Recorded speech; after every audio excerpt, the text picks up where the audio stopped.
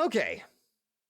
Good grief. I find it ridiculous that it took us almost another year to kind of get back to this, especially considering I had this entire thing planned in my head where I was going to be like, "Oh, here's this skit. I had you guys locked up in that containment chamber with the no sleep gas for an entire goddamn year."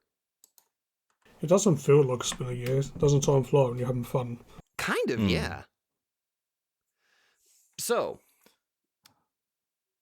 it's been a much while. has changed in that time as well. Oh god, a lot has changed since the Russian sleep experiment. Anyway, welcome back to another episode of Memory Lane. Hopefully, we're not gonna keep these and like keep each one. All right, see you guys next year. That's right. You get one story. You get one story or subject a year. I'll be surprised if we can get through this in one session because this is a long story. That is true. Like, if necessary, we could break it into 2 parts, which means there'd be more to come out. We just need to develop a much more clear schedule in terms of when we'd actually do things. exactly. Because all three of us are on different time zones, aren't we? Yes, I'm on filthy American time, and you two are in normal world. I'm in the UK. Yep. And I'm in Australia, so We have like three vastly different time zones to work with here. Tika, I always thought you were from England like me. I've considered moving to there a few times because I've had people offer perspective stuff in relation to game development, but I've not really had a chance to go to the UK. It's funny because like the UK is on my list of places that I'm thinking about actually moving to. And it's not just to bother you, Nova, I promise. You can also just go there by train when you're visiting, like, you know. That is true, I could. Anyway, welcome. Just take her along for the ride, too. Yeah, I probably should. Anyway, welcome to another episode of Memory Lane. So, from what I understand about this apparently is potentially the very first creepypasta that was ever written. Potentially. For people that are curious, Ted the Caver, if you didn't see the title. I didn't actually know that. It seems to be the consensus that this is like one of, if not the first creepypasta that's been written. But I think that title goes to another, but the thing I've seen is that this is apparently one of the first, which could be a good thing or a bad thing, but considering this is Ted the Caver, I've experienced this. Well, not experienced what happened in the tale. Like, you know what? Never mind. Doesn't matter. Have either of you been in a cave before? Yes. Underneath the waterfall count. Yeah, I've been to Cheddar Gorge in the UK. It's a big cave. Really? Yeah. Huh. Never actually. I've only ever been to 2 caves in. Also, to answer your question, Tika, I think that would probably be like potentially like a cavern or like a hidden little alcove or little area. So probably, I guess that counts. I've only ever been to 2 caves in my entire lifetime, and both times I believe I was in, it was either kindergarten or it was first grade whenever I got to go see my very first cave. Which, fun fact, is about 20, 30 miles away from me. One of these days I'm actually planning on going back to actually go to a cave just because of how long it's been. That is a beautiful photo, my goodness. Oh, for this, what we're going for the through? Cheddar Gorge caves. Yeah. But the ones that Nova went to, they just posted a photo. Oh, coolio. Hold on, let me get a good look at this. I'll be sure to put that in the. Whoa, that is beautiful. I see why it's called Cheddar Gorge. I think Wallace would have a field day with this place. There's so many different shades, and the way the reflection is just so nice. Oh my god, that is gorgeous. The reflection's very dreamlike. That's fascinating. Shit like this is why I want to get like a proper professional camera. But because photography is so fun. So it is. The thing with this is, like, I believe caves are the reason I potentially have. I don't know if it's the reason I've got claustrophobia.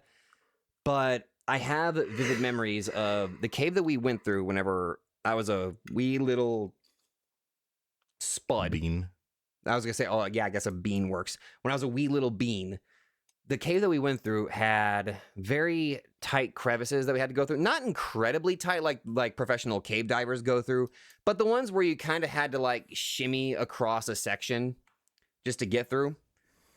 And I think there was like one detail I remember about my cave experience, and it was when the guide gave all of us students a penny. He just gave all of us a penny, and he told us, all right, kids, you need to toss that penny up with all your might and make a wish. If your penny sticks to the ceiling, it might just come true. A lot of kids had pennies falling on their heads. I don't know if my penny ever stuck up there, but I just remember that vividly. One of the places on my bucket list is the glowworm caves in New Zealand. I've seen them on a documentary. They're absolutely gorgeous. Oh, that reminds me. I have been to a glowworm cave before, so yes, I have been to one. Okay, so that picture is from... Lucky. So that's from 2016, huh? That looks like a painting, like with the... Yeah, each of those lights is a glowworm that lives in a little mucus tube on the ceiling. I never thought I'd live to see the day where I'm going to say this out loud. I want to see the mucus tubes. They look beautiful. They do. That's the most beautiful mucus I've ever seen. Whoa. Yeah, whoa. Glowworm snots. All right, my favorite. Glowworms know what's up. All right.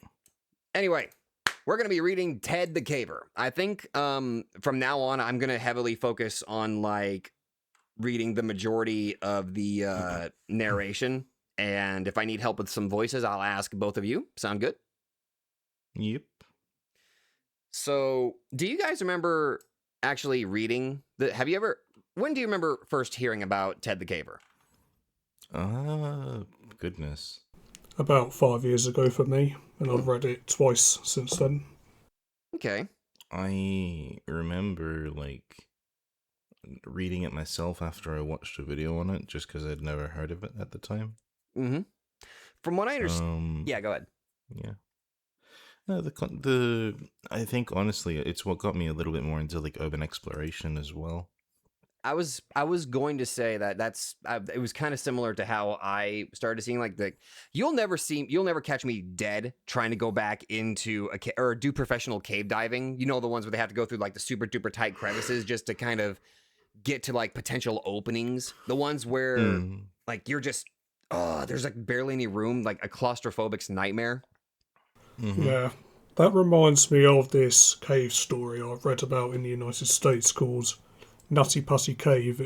There was this man who ended up trapped upside down in an incredibly narrow crevice, and they couldn't pull him out, and he died there. Oh, I know exactly what story you're talking about. I do. Oh, I don't think I've heard of that story.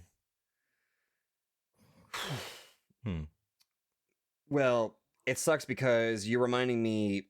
We haven't even gotten started on the story because we're too busy talking about this, but there was another story about how like there was this group that kind of went into the cave. They had to go through a narrow passage where there was like a little bit of water. So they would have to kind of like hold their breath, get down there, get back up to the air pocket, and then they're able to get on the other side.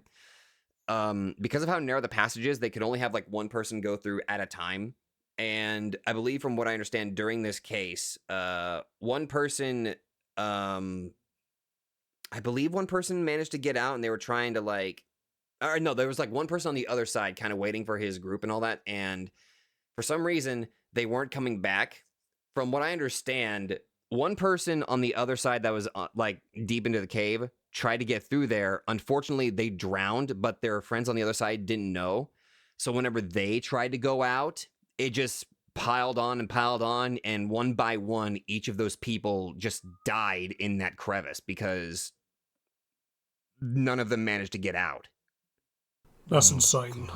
Yeah. I'm gonna look up what the name of that case was, and if not, I'm just gonna put like plain text on the front, like, hey, this is the case of when that happened. because I remember hearing about it, and that shit haunted me when I first heard about it. I've heard of similar stories, but in the context of underwater cave diving, Yeah, same. which is where you see the famous sign of the Grim Reaper saying, "Hey, if you go any further than this, you will likely die." Yeah, I know the sign you're talking about. I'll just It's put it's it up. fucking terrifying that exists. Yeah, it's funny because caves themselves are so fascinating. Like they're just like these areas of pure darkness, but they're you know what? It's like the ocean. There's so much undiscovered areas. And it's that Mm. curiosity that drives us to see what is hidden, you know? Oh, there's the yeah, that's the sign of like stop, prevent your Yeah. death, go no farther. Mm. Like seeing this stuff underwater, it just I I do hate have that so a. much. I did read this very interesting story about a cave diving rescue gone wrong, but I think I should leave that until after the TED story. Yeah, let's like let's see, how long have I been? Give or take, we've been talking for about 11 minutes. about 11 minutes, just not even getting into the That's story. fine. So That's not too bad, honestly. It's common for us to do a little bit of preamble. yeah, exactly. Alrighty, so this is Ted the Caver. So this first part was posted apparently on, let's see, March 23rd, 2001. Due to the overwhelming number of requests I've received to tell about my discoveries and bizarre experiences in a cave not far from my home, I've created this webpage, and I've tried opening this page. Nothing pops up on my end, so I don't know if that's a me thing or... Oh, the page is no longer showing, I think. Do you Yeah. get a 4 or Yeah, 3 error? it's a dead link. That is a shame that the link doesn't work anymore. I will outline the events that happened to me during the past few months, beginning with my journey into a familiar cave in December of 2000 and ending... Well, it hasn't actually ended yet. I'll use my caving journal as the text to tell about my recent experience. I'll give them to you as I experience them, in chronological order. I've included photographs that were taken during my many trips into the cave. I've also created a few illustrations to help the reader get a better idea of what things looked like in the cave. All the photos were taken by me, or one of the few people I went into the cave with. I want to point out a few things before I tell about the events. 1. Most of the pictures were taken with the Kodak disposable type camera. I took a better camera into the cave on 1 or 2 of the trips. Pictures on this site are all original photos and have not been messed with or enhanced, other than where noted. As a rule, I get my pictures put onto disk at the time of developing, so I don't have to scan them later. This ensures the best digital quality. 2. I will not reveal the names of the other people involved in this experience. If you know me well enough, you probably know them already. 3. I will not reveal the location of the cave to anyone for any reason. So please don't ask. I refuse to be held accountable for anyone's life but my own. I will refer to the cave as Mystery Cave. That is not its real name. Thank you so much for specifying that Mystery Cave is not the real name. Small side note: the cave is a real cave, and it does exist. There is a map of it. Yep. Yep, Baruni, there is. Small aside as well, I've double checked. The web archive does function for the Angel Fire page. Oh, the web archive does? Yes. Perfect. Okay, let's go ahead and... Oh, yeah, the interstate caves. Somebody already found the cave. Dear God. Okay. That interstate cave is extremely complex. Oh, again, looking at the cave, like at this map itself, just... I see, like, I know that not all those paths are narrow, but it just... it hits me hard. It feels like it. Yeah, I feel claustrophobic just looking at the image. And let's see. Oh, right. If you think these events sound far... Oh, sorry, go ahead. No, I'm just thinking out loud. I'm wondering if this map was done by like a proper geographic survey. Oh, okay. Well, one of the areas in the middle, Floyd's tomb, does come up in the actual story later. Okay.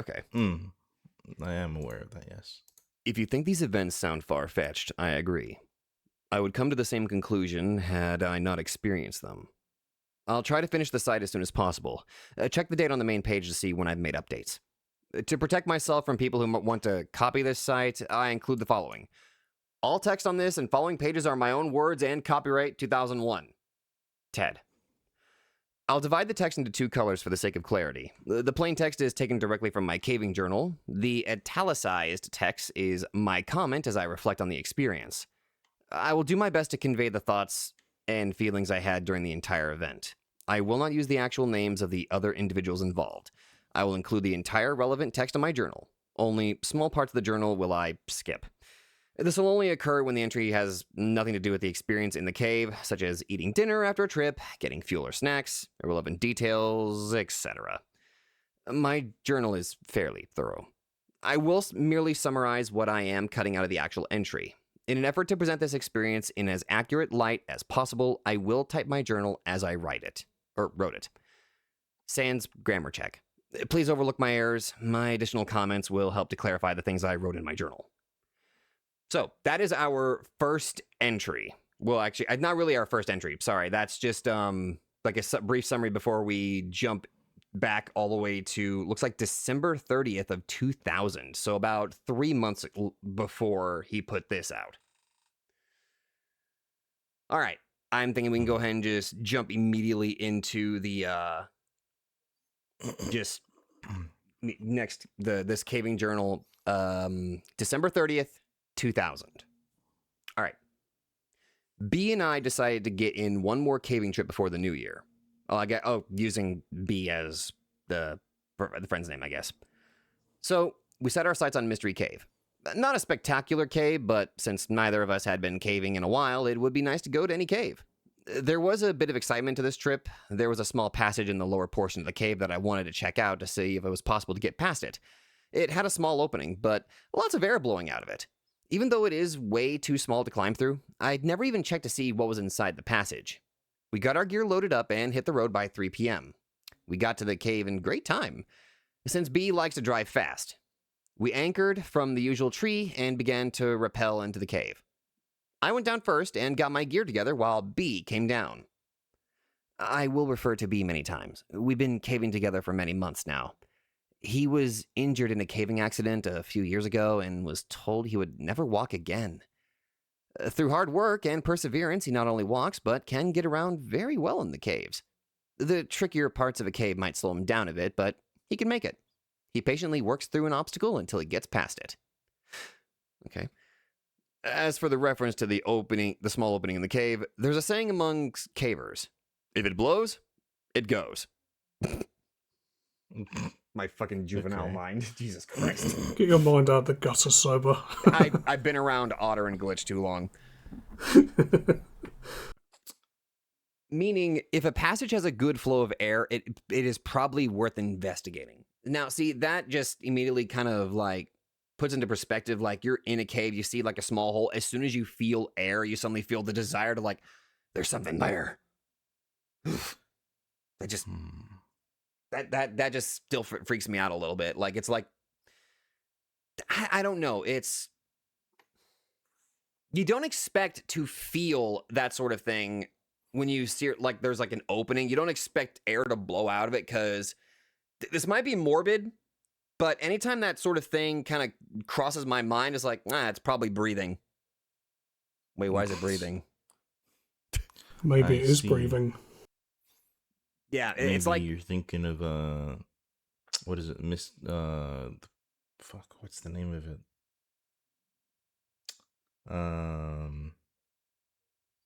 That meat park. Oh, I forget the name of it. Fucking. I know what you're talking about. I don't remember the name. In that case, it literally is breathing. All right.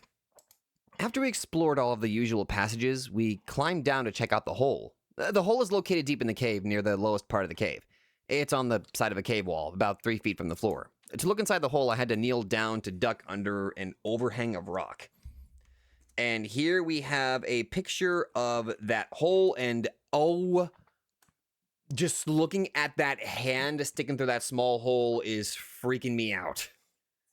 And the wall around it looks very thick. Mm-hmm. Like... And it's a bit hard to tell as well if this is a photo taken from, like where in the cave's position is this? Is this from the ceiling? Is this from the sides? Yeah, like the way that this photo is shot is very. It's kind of misleading.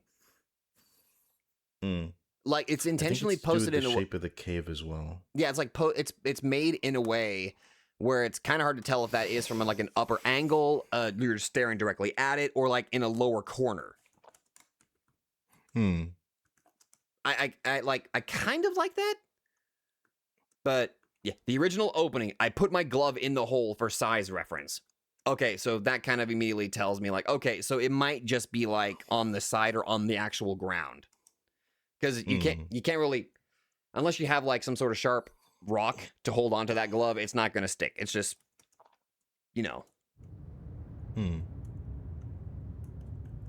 Anyway, continuing on. I used my backup mini mag light and held it inside the hole to see what I could see. I was excited by what I saw. The wall around the hole was about 3 to 5 inches thick. It led into a tight passage. The passage opened up a bit just inside the hole. It continued back about 10, 12 feet in a small crawl space. After that, it seemed to really open up. Although how much we couldn't tell.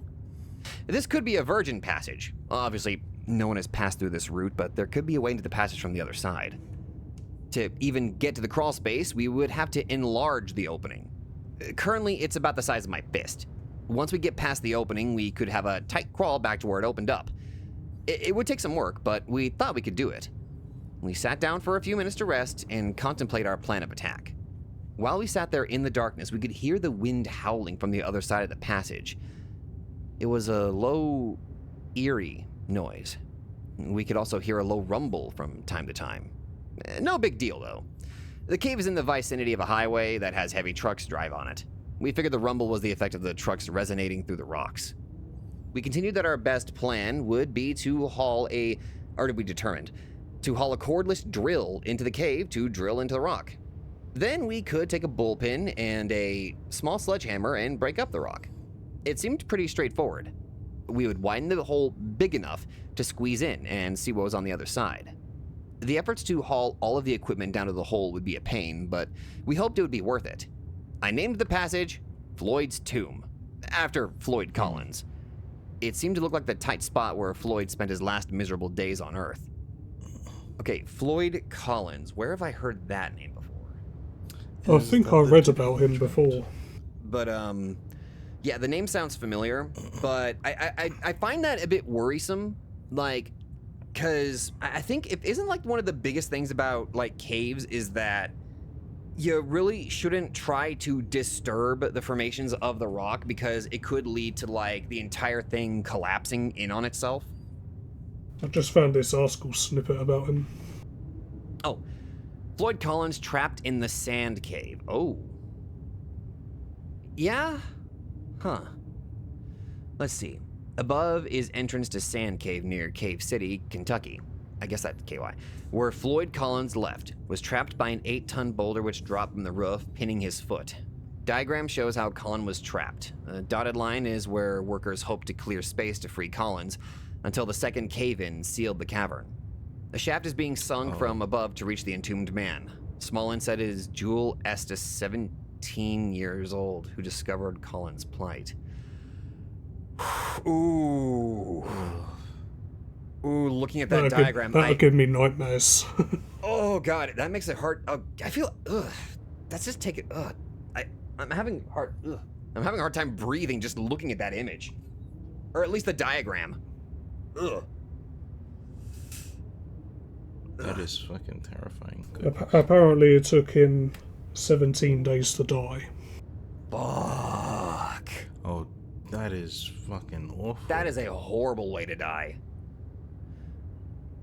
Okay, so it was like so according to, now that we have a picture of the actual diagram, it looks like the hole in the wall was just like smack dab in the middle of the wall, not on the ceiling or the bottom. It was just right straight ahead, because thanks to this diagram here. But ooh, we have the I still don't like how that looks, because I see the squeeze, and that's just like, I can't even imagine what it must feel like to try to crawl through such a thin like a thin area, just feeling all like the jagged earth just like digging into you while you're trying to just inch your way through it. You couldn't pay me to do that. God, no, I'd hyperventilate as soon as I got into the little crawl space. Like my upper half, as soon as it's in there, I pass out and they have to pull me out from by my legs. Like, genuinely, that shit would make me manic as fuck. Yeah. Oh, and yeah, a rough drawing of how the passage originally looked. I'm glad that there's a story that's giving us like these pictures to help us like, well, literally picture what's going on and what it looks like. The fact that it is based, or that the name of the Floyd's tomb is, based on this real person, kind of gives the story as well a bit more of a realistic feeling or connection. Mm-hmm. Yeah. It doesn't feel like a good omen to name a passage that when you plan to crawl through it, though. Yeah. I can see why. Some people have a flair for dramatic irony, I guess. Yeah. Ugh. Oh, we even get a nice little short description here. Floyd Collins was a caver back in the early 1900s. He got stuck in a tight crawl space and was unable to free himself. It's an amazing story that's detailed in a book called Trapped, The Story of Floyd Collins. I think that was the title. I don't recall the author. Calling our passage Floyd's Tomb was not only a tribute to Floyd, but a commentary of the size of the passage. Okay, so it was done with respect in a way. I guess? I'm assuming. In retrospect, it is funny how simple I thought it was going to be. I figured a few hours work and we would be in. Had I known how long it was going to take, I doubt I would have even begun the project. Had I known what I was going to experience in the cave, I never would have returned. We gathered up our gear and headed for the surface. Normally, I couldn't care less if I ever came back into this cave. There's nothing special about it. But now I was psyched about getting back and getting through. We hadn't even left the cave and we were planning our return trip. The rest of the journal entry talked about the climb out of the cave, our dinner, and our trip back home. All right, next entry. January 27th through the 28th, 2001. Work begins. If you want one of us to sub in at any point, let us know. I will absolutely. All right. B and I were both excited to get back into the cave and get to work. I figured with about 4 hours work, we could be in and see what was on the other side. We had arranged to borrow a DeWalt cordless drill to bring with us. DeWalt? We also had masonry bits to drill with. Sledgehammers, 2 to break up the rock, bullpins to insert into the drill holes, and a few other tools that we ended up not using. Getting the tools down to the worksite proved to be a challenge. One of us would climb down the rope and stop at a ledge, or a good resting place, then the other person would lower the tools. We kept repeating this routine until we got to the bottom of the cave. Then we had to drag the tools to the hole. It took about an hour to finally get to work. Good grief. It's probably even harder to get the tools back out. Oh yeah, like this ain't like I imagine like they had to probably use like an actual pulley system to try to get them potentially out. I'm assuming from the way that it's being described. I had the silliest image of them attaching like a rope to a bucket, and that's where they just put all the tools and they just kind of put the tools in the bucket and just kind of scooped it up that way. I mean, I've seen people do that before. I'm also just gonna fiddle with something real quick. I just need to change my browser because everything is set the wrong way on my... I'm trying to imagine someone fitting 2 sledgehammers in a bucket. 2 sledgehammers in a freaking bucket. I guess you also have to think about like how big the sledgehammers themselves are too.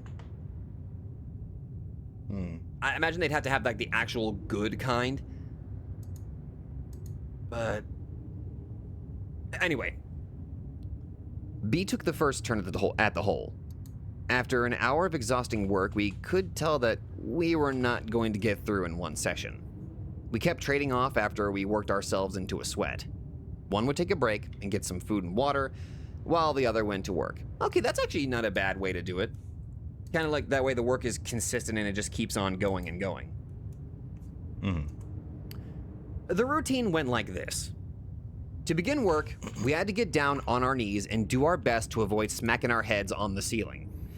Working in this awkward position, we would drill into the wall around the hole. That was difficult work. We really had to push on the drill, and it was still slow progress. Then we inserted the bullpen into the hole and hammered on it until the rock broke up. Then we would repeat the process. To give you an idea of how slow it went, the typical size rock that would break off was about fingernail size. If we broke off a large piece, about 1/3 the size of my palm, it was cause for celebration. Oh, God. Okay, you know what this kind of puts me in the mind of? Shawshank Redemption. I have yet to watch that movie. I'm unfamiliar with it. Holy shit, I need to take you two through Peak. I think I've seen like a single clip of it at some point or another. Literally one of the best stories ever told, and I stand by that. Yeah, for Okay, people that are that's listening... pretty high praise. Yeah, for people that are listening, you know what I'm talking about. From time to time, for variety, we would just wail on a cold chisel with a 5-pound sledge. It was slow progress.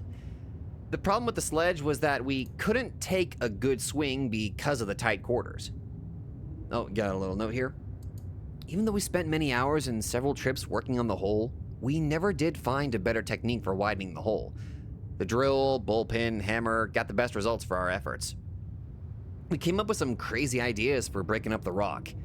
Everything from TNT, never seriously considered, to hauling a generator to the mouth of the cave and running an extension cord down to a jackhammer. We even thought about using liquid nitrogen to freeze the rock and make it more brittle. Would that work?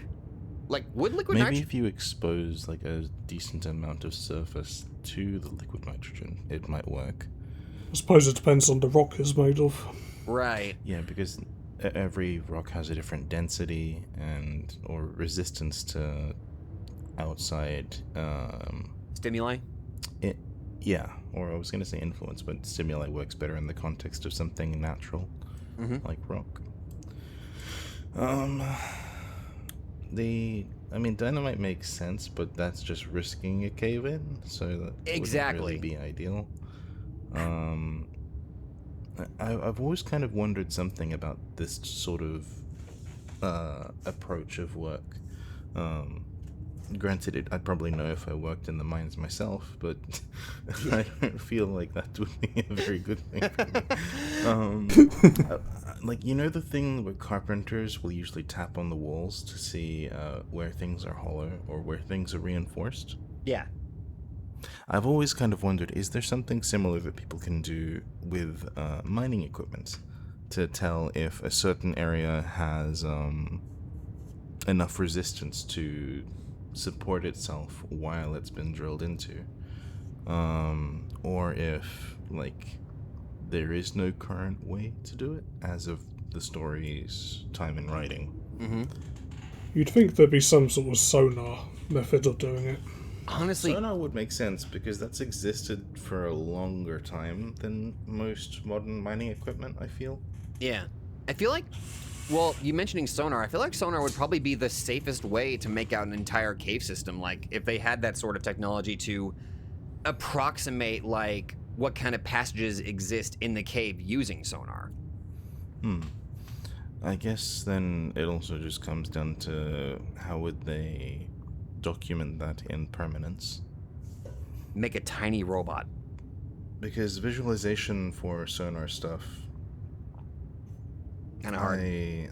I don't know how common that was during the 90s. I don't think it But was... then again, like, most of the tech that we have for exploration, medicine, and stuff like that always comes from, like, wars.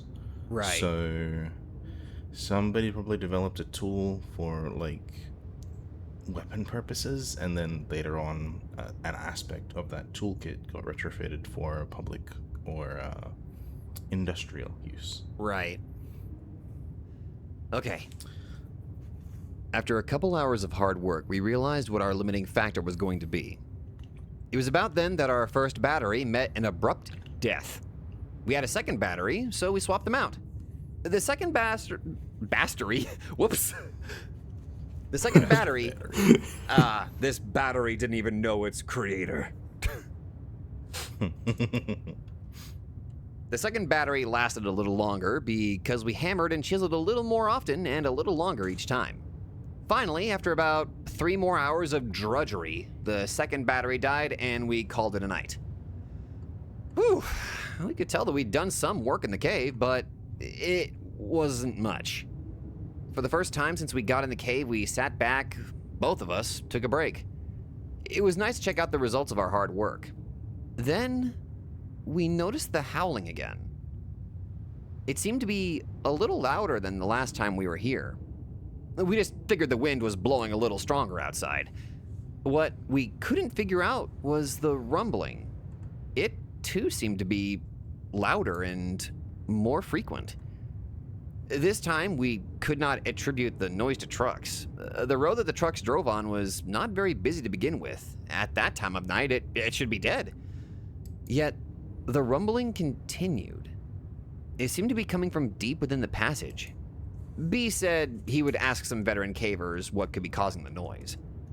We didn't spend a long time admiring our work. We still had to haul the gear up and out of the cave. Actually, we left some of it in the cave. It was difficult work. What made it worse was that we were both exhausted. Our original plan was to be done with this cave and hit a couple other caves in the area the next day. Instead, we decided to crash at a nearby motel, charge up the drill batteries, and go back to Mystery Cave. And now we have a photo of the opening after their first visit. It's not even that much longer, and that's after multiple hours of progress. Like, I wonder. It is, like, it doesn't even look all of that different, but I guess it makes sense. Like, if they take away too much, again, risk of a cave-in, so they're just chipping away at it very slowly. I would imagine that a lot of it is just mostly they only know this one spot has like something behind it. Mm-hmm. So they don't know how thick the rock is on the other side. Right. And that might be part of what's causing it to be such a slow process. I mean, again, we saw like their visual diagram of what they could make out in the cave with that little passage there. So I imagine it'll get updated as we go further.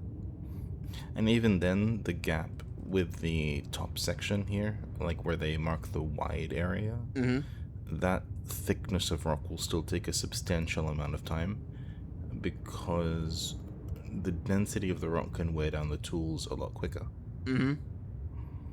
And even then, it's still an uneven passage, so they're going to have to flatten it out to make it like a lot easier for people to go through.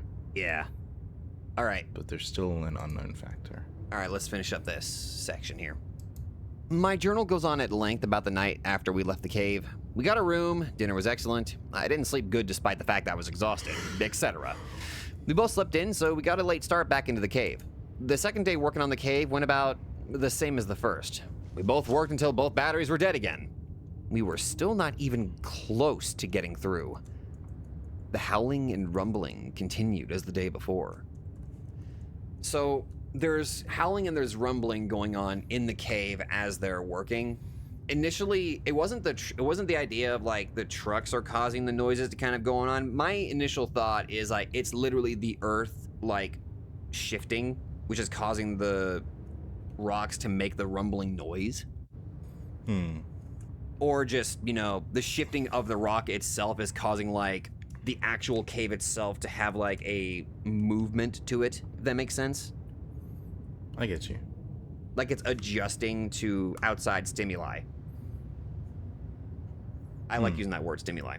I mean, it's a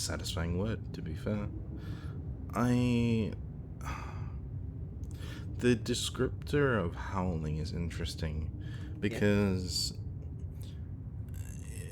wind can change its frequency and pitch depending on what sort of passage it goes through. Even so much as like the gap under a door or a very slightly ajar window can make the wind sound like it's howling at you. Yeah. So I would class that as an auditory hallucination, except for the fact that it is just a byproduct of a very short passageway for the air to go through. So the fact alone that they say that it is howling just means that the passage is probably a lot more narrow than they think it is. Mm-hmm. Like it's got a lot of area for the sound to travel through. Because if the area was a lot smaller, the howling would probably just be like a and that's it. It's probably just a very long passage, but very thin or narrow. Like, that's kind of what I'm thinking. Basically like a long tube where the sound is traveling through. Yeah. Ooh, God, just again, I'm still staring at that image. Like, God, that the tininess of that hole is just like, ugh. Yeah, now imagine trying to squeeze through it. No. Ugh. I'm sure it'd be fine. Bullshit. All right. Looks like I've got a long entry here. Okay. On caving. Before I continue with the next journal entry, I thought it might be helpful to the reader to explain a little bit about caving and about the atmosphere in the cave. Well, thank you. As I reread and think about my description of the cave, I noticed that much of the language I use in my caving journal and the descriptions, or lack thereof, assume that the reader has a knowledge of caving and what it's like inside a cave. In other words, I write my journals for me! I will take this time to give a more detailed description of the cave.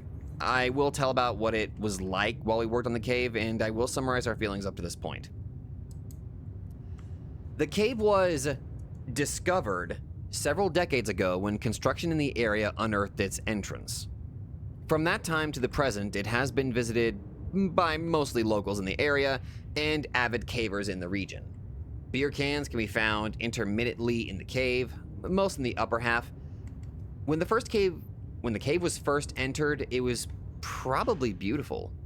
Dust, graffiti, vandals, pigeons, and regular use have diminished its appeal.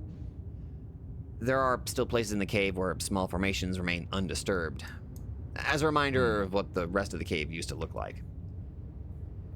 To enter the cave, one must have a good length of rope.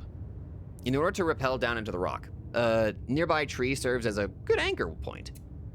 Once the rope is tied to the tree, about 20 feet away from a small cliff, it can be tossed over the edge of the cliff to a small ledge 15 feet below. Cavers can then descend the short distance to the entrance. Once inside the cave, artificial light must be used. My light source of choice is a battery-operated helmet-mounted light known as a TAG light, tag light. Safe caving calls for at least 2 sources of backup lighting. For my backup lighting, I have a mini mag light mounted to my helmet, and another helmet-mounted light in my back, which I always carry with me. Or my pack, yeah. It's in your back. Just fucking rips out a freaking light bulb or a flashlight right out of their back. So that's almost 5 meters deep. Roughly, yeah. But that's it's I feel silly because I read like 15 feet below. So that's roughly That's like half my height. That's like a little over 2 of me. If we stood on top of each other. You're shorter than me. I'm 6'4". Yeah, you're taller than me. That should be. Well, 15 feet. Wouldn't it be up to your knees? Oh, shut up. But no, I'm just like imagining like it'd probably be a bit of a fall if it was that low, if that was that far. You know what I mean? Doesn't matter. Yeah, no, I get you. I'm just trying to think as well, like, because you'd basically be plummeting into darkness regardless. Yeah. I'm just imagining like you have your source of light, you're on the cliffside, but looking down, it's just Vanta black. It's pitch black. There is a strange thing I've noticed, though, about this so far. What's that? There's no description of fauna. Yeah, like they haven't actually found any sort of like living creature in the cave itself or any plant life. I feel like there would be creatures living in here due to the fact that it is, like, a cramped, dark space. Yeah, like bats or something like that, like micro insects or something like that. I mean, spiders would obviously love that spot. Oh, absolutely. Though I think it probably wouldn't have enough heat, maybe. I mean, I'm certain there's cave spiders. Like, I don't want to think about that.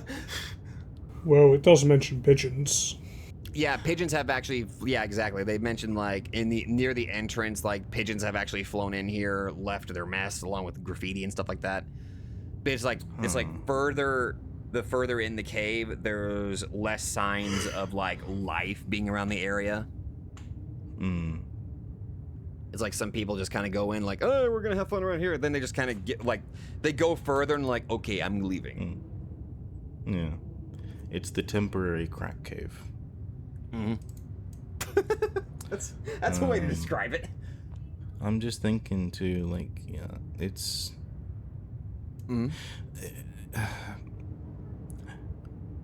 I am of the personal belief that I don't think this is technically a creepypasta, because a lot of it is like this mix of reality and someone's proper journal entries.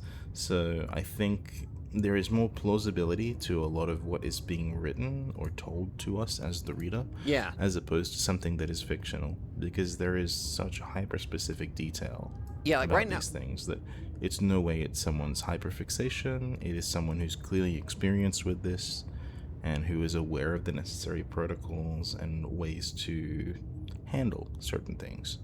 So it's like right now at most we're just basically getting it's literally somebody's firsthand experience of like, hey, I'm just gonna write down my experiences we're going through this cave, which it definitely adds that level of like it kind of brings me back to whenever we were discussing how there's like some level of realism to the Russian sleep experiment, but this one is less super soldier sleeping gas bullshit. This is more like, I found this cave, so we did this. It's found more this little mundane, which leads to its plausibility. Yeah, it feels a bit more realistic. That, and it's written through a journal perspective. All right, anyway. I also have glow sticks that I carry with me. These are not considered good sources of backup light by some, but they are good for use, or to use for taking lunch breaks. And they could be used to get out of a cave if the other sources fail. Actually, short tangent, glow sticks? I'm just imagining what it would be like. You find like an area you cannot see, discern if there's like a bottom to like this area that you can potentially want to try to climb down. The terror that comes in my mind was you take a glow stick, like, all right, let's see how far down it stretches, and then the glow stick is just gone, and you still don't hear it hit anything. Yeah, I mean, you probably wouldn't be able to because the sound would die out before it gets up to you. Exactly, which just adds more to this whole terror. Basically, fear of the unknown. I remember seeing someone using, like, I think it was a flare gun. Yeah. Or no, that was in Atlantis, I think it was, where essentially when they're in the dormant volcano and they shoot it up the shaft to basically try and see the depth of it, and even then it ends up combusting, like, before it reaches the surface. Oh, I love it. So I could see something like this as well, where perhaps there is not enough, the light itself wouldn't be strong enough to go through. Yeah. And that's, I guess, when you would need proper industrial stuff. All right. After a short climb over large rocks, the caver comes to a large pit. The same rope is used to reach the bottom of the pit. The drop is only 50 feet or so, but it's not free-hanging.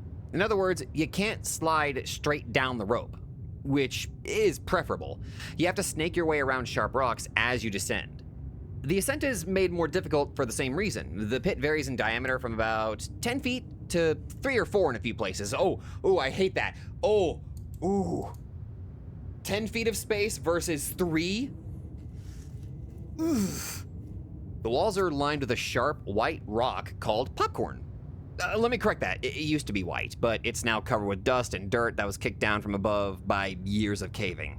The popcorn makes it painful to brush against the side of the pit. My choice of clothing is Levi's, t-shirt, gloves, and knee pads. I usually leave the cave with a few scraps, but at least I'm comfortable when I climb around inside. The temperature is stable year-round. It feels cool in the summer and warm in the winter. We've gone in on freezing days, and 10 feet into the cave, it's warm enough that coats are not needed. It's a good temperature to work in, as we learned. Interesting, okay. For this size drop, I usually use a figure 8 descending device. For the climb up, I attach myself to the rope using a Petzl ascender? But I climb up on my own without using the device. It's there merely as a safety attachment, in case I slip. Other cavers have their own methods of getting down and up. At the bottom of the drop, the caver gets to do some crawling for a while. There's a small room, about 6 by 6 feet, at the bottom that gives the caver a spot to leave his harness and ascending gear. Since there's no more steep drops, the harness is not needed and will only get in the way. Once the caver gets down to the 6 by 6 room, he can take a break under a ledge while the rest of the party comes down. Then he must drop to his knees to negotiate a 10-foot-long passage that is only a few feet high. This is where the knee pads come in handy. The floor is covered with a soft dirt intermingled with bits of broken rock from above. The thin layer of dirt does nothing to soften the blow to the hands and knees as the caver works down the crawl space. As a reward, at the end of the crawl, he gets to drop to his belly and scoot under a tight squeeze. Not really tight, just something low enough to make the caver scoot along in the dirt. No, so he's just kind of like crawling, like... Once the caver gets on the other side of the squeeze, there are a few feet of crawl space. Then the cave opens up enough to stand. For most of the rest of the caver can stand, or at least stoop. The cave splits off into several passages at this point. 2 routes wind around rocks and crevices and come to abrupt dead ends. The other 2 lead to small pools of water. Each route is fun to explore. They lead on for a few hundred feet or so in a gradual downward slope. Most of the time, the caver can walk upright in the passages. Other times, he will have to climb over large boulders or occasionally crawl on hands and knees. The connection. Small tangent. Cave popcorn looks quite interesting. Oh. Wait, the connection's shitting itself? Oh, come on. Yeah, but... Is it better now, or...? Yeah, it's better now, but I was just looking up what cave popcorn looked like. Oh, okay. Those look like mushrooms. It looks like coral. Coral as well, I guess, yeah. Okay. Oh, that is weird looking. Okay. Water is a common occurrence in the caves. I've been told that one of the local residents was one of the first people in the cave and that his cousin dove into the pools using scuba gear. He said the cave continued down oh god, He said the cave continued down for a couple hundred feet underwater. No, thank you. No. That is nope.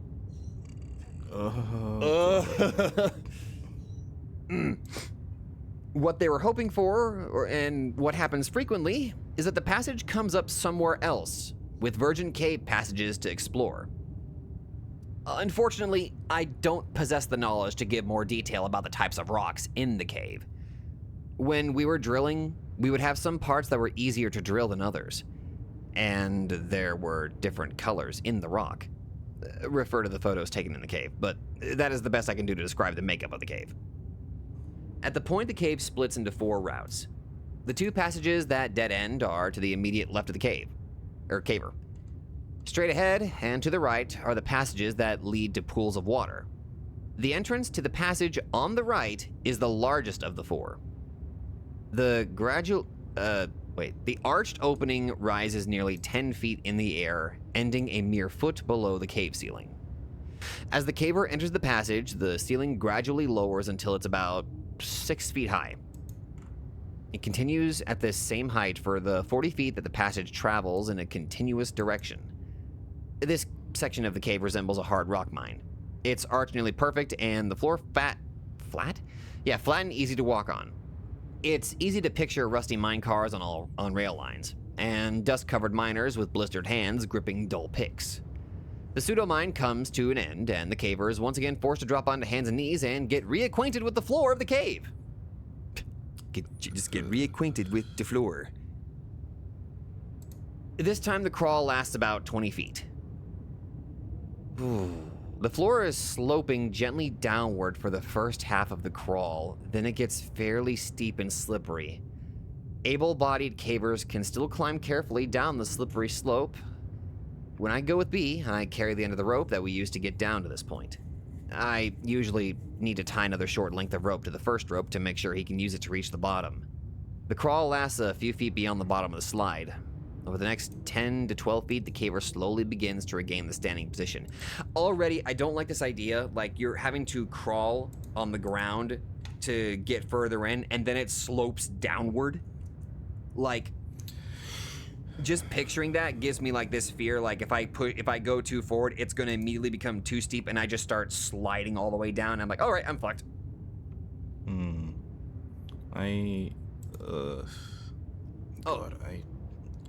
This is fucking with me a little bit. I can feel it, like the environment, just the feeling of it, like suddenly changing to be more of like a slippery like encounter, and the fucking fear that builds within me, especially because of the fact that you wouldn't be able to see in it. It would still be fairly obfuscated. Is, oh god. Not a fun experience. Yeah, I'm trying to do a bit of research as well into like potential equipment they could have used during this time. The closest I can find is abseiling gloves, but those themselves don't have particularly good grip against rocks, is my only concern, because of the fact that they are a smooth material. And I'm kind of wondering if there are gloves that have texture to them to where they can like actually grab onto the surface a bit better. I mean, we also have to think back, this takes place in 2000, so a large amount of the equipment that we had back then is not as good as we have now. I guess that's true. I also posted an image of the coral, or the popcorn? No, that was Nova. The coral looks, the popcorn looks pretty though. But, oh yeah, the popcorn does look very pretty. The thingy that you were confused about, that was holding the rope, essentially. Yeah. The ascender, that's it. It sort of looks like this in general. It might be a more modern design, but the idea is still there. So I'm assuming it's meant to function as like not only something to hold the rope, but potentially as a counterweight. Right. Okay. All right. Because there's the bottom section which you can tie to another body of rope as well. Okay. Yeah.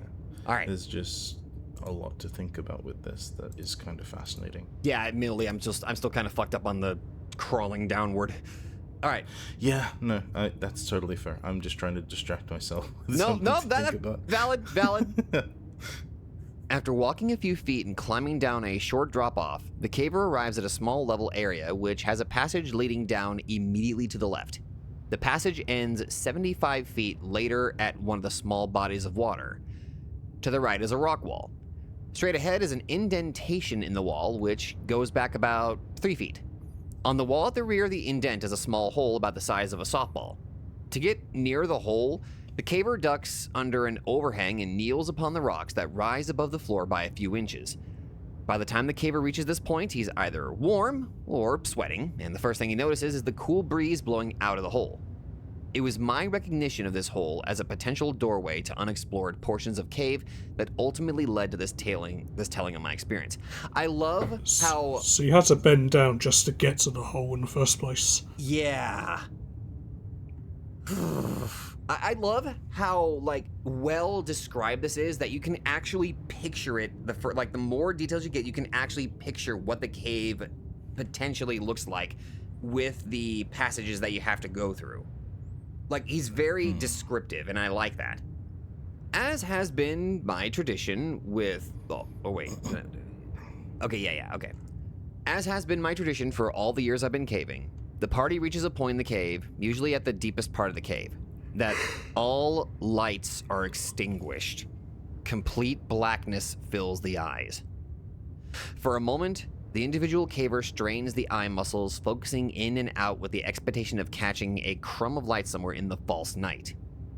After several futile moments, the caver turns his head at a sound. Perhaps another caver, only to have the other senses return, and then heightened. The sounds, smells, and feelings that have been overlooked to this point come racing to the caver in perfect detail. The pain of their own behind sitting on the cave floor, the smell of dust, sweat, guano, the sound of modern material shifting on age-old rock as cavers attempt to find comfort on this solid foundation. At the back of every caver's mind at this time is, what if? What if a person had to climb out of the cave with no light? Would he make it? Would he find all the turns and bends which got him to this place? If not, would a rescue party find him in time? The depth of darkness recognized at this time is something that is rarely experienced outside a cave. Many first-time cavers erroneously declare that they have to hold their hand to within 2 or 3 inches of their face before they can see it. The truth is, the human eye is incapable of seeing in absence of light. If they did not hear something coming toward them, they would feel it before they saw it. Complete and total dark. This exercise is a great way to remind people to take backup lighting. Yeah, I like if I get lost in a cave, all my lights, like if I get deep into a cave, all of my light sources are gone. I'm just like, all right, okay, I need something to come and just kill me. I'm just gonna die of starvation because I can't get out. Help, kill me. Yeah, I think that exercise is a good way of making you realise what you take for granted. Like, you have to be 1,000,000% prepared. And if you are 1,000,000% prepared, you're not prepared enough. Always have a backup of a backup. Exactly. Because technology is not as reliable as we would like it to be. As we proceeded to work in the cave, we developed a system pretty early, and little changed in succeeding trips. The first time in the cave, B took first shift at chipping away at the opening. After about a half hour, he needed a break, so I took over. He told me what worked best, and I continued doing the same. We would try new things from time to time to use new muscles, but usually stuck to the same method. We would use the masonry bit and press on the drill as hard as we could and drill out a hole in the rock. Safety glasses and dust masks were worn while working. Then we would insert the bullpen and hammer it into the rock and break out small chunks of the cave. Then we would drill another hole and repeat the process. Occasionally the drill would hit a soft spot in the rock and that step would be shortened. We would work until we became too tired to continue. Then B and I would trade. While one of us was working, the other would remain in the darkness and either eat or drink or just lay down on the cave floor, padded by rope bags. After just a few rotations, we were tired enough to catch a nap while taking our break. The only light we used was the helmet light on the head of the worker. Since it was pointing toward the hole, the resting person was left mostly in the dark. This was a welcome benefit since the resting person was usually, well, resting. The rest break was also a chance to cool down a bit, which didn't take long in the cooler temperatures of cave. Fortunately, the temperature of the cave allowed us to work pretty hard and not overheat much. I remember that I frequently looked at the hole and thought, hey, it's big enough, I think I can squeeze through, only to be disappointed in my attempt. However, even after the first attempt and failure, I knew that I would keep working on the hole until I got through. This, despite the fact that I knew it would take many more hours of hard work. It actually became an obsession with me. I tried to get out of the cave and work as often as I could. I hoped that the passage led to a larger, undiscovered cave that we would be the first ones to enter. I guess the explorer in me wanted to find a new frontier there in the cave. Since B is such an avid caver, he was motivated by the same desire to find a new unexplored cave. What we did find was not at all what I expected. Alright, so now we are finally at our next entry, and this is February 10th. So... It'd be funny if the thing that he didn't expect to find was just a entrance to the cave. Just... Hey! What? I found the entrance to the cave. What? But we came from... All that work for nothing. No. Just bright sunlight and birds tweeting. No, that just made it even worse. Imagine, they get the hole completely ready. They're able to crawl through it. It's a loop. They basically just looped themselves into an infinite cave. Oh, that'd be horrible. I like it. They get through Euclidean cave. Wow, we got through this new undiscovered cave. Let's move forward. Why does that hole in the distance look very familiar? Oh God. Oh my goodness. I'm making it worse. Sorry. Okay. No need to apologize. We're having fun taking the piss a bit. All right, so now we got ourselves a new journal entry of their progress. February 10th, 2001. Scarcely 2 weeks had gone by, and already we were on our way back out to work in the cave. So they've been at it for a good 2 weeks now. Roughly. We admit, we've become obsessed with the idea of getting through the passage. That may be a sign of how exciting our lives really are. Oof. It's not that we think there's going to be something great beyond the passage. We just like the idea of being the first humans on the face of the planet to set foot in a virgin part of the cave. Although, if we found a hidden treasure, that would be fine with us. We got a late start and drove part of the way in the dark. When I tell people that I go caving at night, they wonder why. They don't stop to think that it is always night once you're inside the cave. All the way out to Mystery Cave, we talked about new ideas to speed up our work. B also told me he talked to some caver friends of his that came up with an explanation about the rumbling noise. They thought it might be the sound of water deep within the cave. Possibly a waterfall. Oh shit, I didn't even think about that. They couldn't really explain why the noise seemed to come and go. To me, it was just one more reason to get through, so we can solve the mystery. This trip, we took B's dog, Whip. She's a Jack Russell Terrier. Oh, I used to have a Jack Russell Terrier, oh. I was not at all concerned about taking the dog into the cave. We've taken her before. She answers the call of nature before we go in and then waits until we get out again. Also, she is well behaved inside the cave. We simply had to lower her via a custom-made harness until she reached the bottom of the main drop. Then she negotiated the rest on her own. She loves to explore, but won't go out of our sight. She doesn't have a light attached to her, so she has to wait for us. Another reason I didn't mind bringing Whip was because we plan on putting her into the small hole and see how far into the passage she would go. Oh, ooh. No, yeah, No, the guinea pig. no. No, I don't If like anything that. happens to Whip, I'll riot. No, don't put, no. That might give us an idea what was on the other side. We knew that if there were a drop-off that we couldn't see, the dog would turn around and come right back out. We thought we might have to do some work on the hole before even the dog could get through. So they really trust that dog. Okay, that picture of that Jack Russell, that is a precious dog. Oh my God. That is, oh, she is so precious. They are a very pretty pupper. That is adorable little pupper. B's dog, Whip, near the that's near the entrance to the cave. Okay. Despite working in the dark of the night, we were able to rig up and get down pretty quickly. We didn't take as many tools as last time. Plus, we left some in the hole so we wouldn't have to haul them out and back in again. I did manage to get 2 more batteries for the drill for a total of 4. Also, a few more masonry drill bits.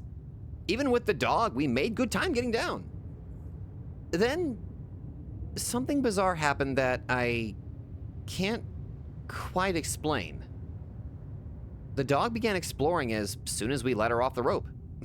She was in dog heaven, sniffing and darting about around our feet. She'd run from one person to the other as we made our way back to the worksite. It says hog heaven.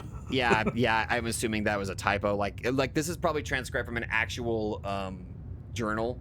So That's the something bizarre happened that they can't quite explain. the hog heaven. They just started hearing a bunch of swine in the distance, like The fauna that they weren't describing before. Dear God. Cave pigs. Cave bacon. At the point the cave splits into 4 passages, the dog seemed to run out of juice. She just stuck right by either B or me. That seemed kind of odd. As we progressed further into the cave, she would only stay by B. She seemed edgy, like she saw something that she didn't like. As we approached the short drop-off before the hole, she stopped and would only come further after we coaxed her. The hair on her back stood on end. Finally, as we got to within 20 feet of the hole, she began to whimper and hide behind B. Her tail was between her legs, and she was cowering down on the ground. Strange. I've seen her square off with dogs twice her size, but now she acted as if Satan himself was lurking in the darkness. Okay, sure. I figured there must have been animals that used the cave as a home, and Whip smelled their scent. Too bad it upset her, because there was no way she was going into the passage. Good. We decided that with this new development, the nervous dog, one of us would work while the other stayed with the dog a few feet away from where we normally rested. Okay, good. They're at least caring. We got right back into our routine of drilling, hammering, etc. With our extra supply of batteries, we were able to really push hard on the drill and not have to worry about using up the batteries. This did not make our work any easier, but it did speed things up a little bit. Progress was still slow. I really didn't mind, though. My journal goes on for a while about the progress we were making. The entire time we worked, Whip did not move. She just laid there on a rope bag, shivering. She would whimper from time to time. One thing I didn't think about at the time was that she would not take her eyes off the hole. We should have been more observant of this intuitive animal. I don't like that sentence.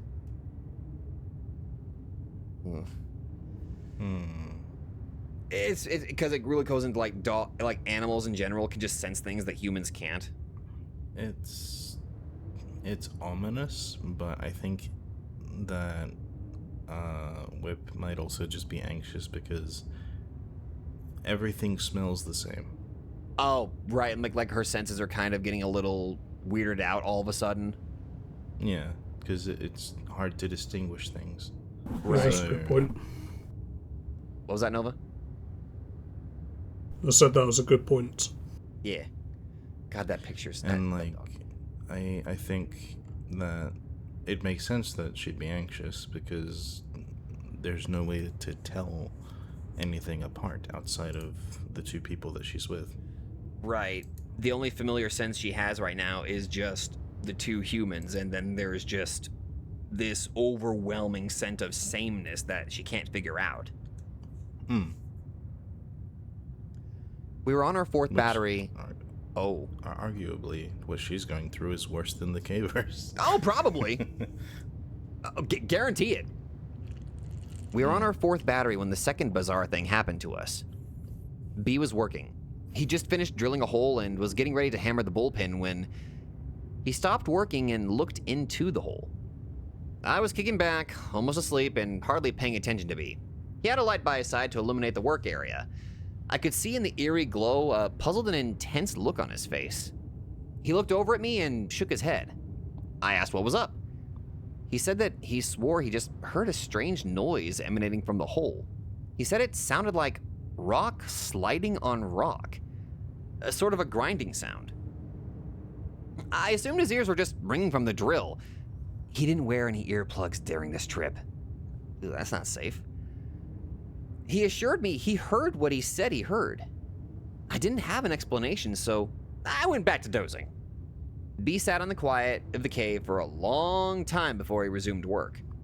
Also, he'd stop from time to time and just listen. B's very grounded and not one to pursue some imaginary sound. I believe he heard something, but I'm not too concerned about what it was. I assume we'll figure it out once we all get through the passage.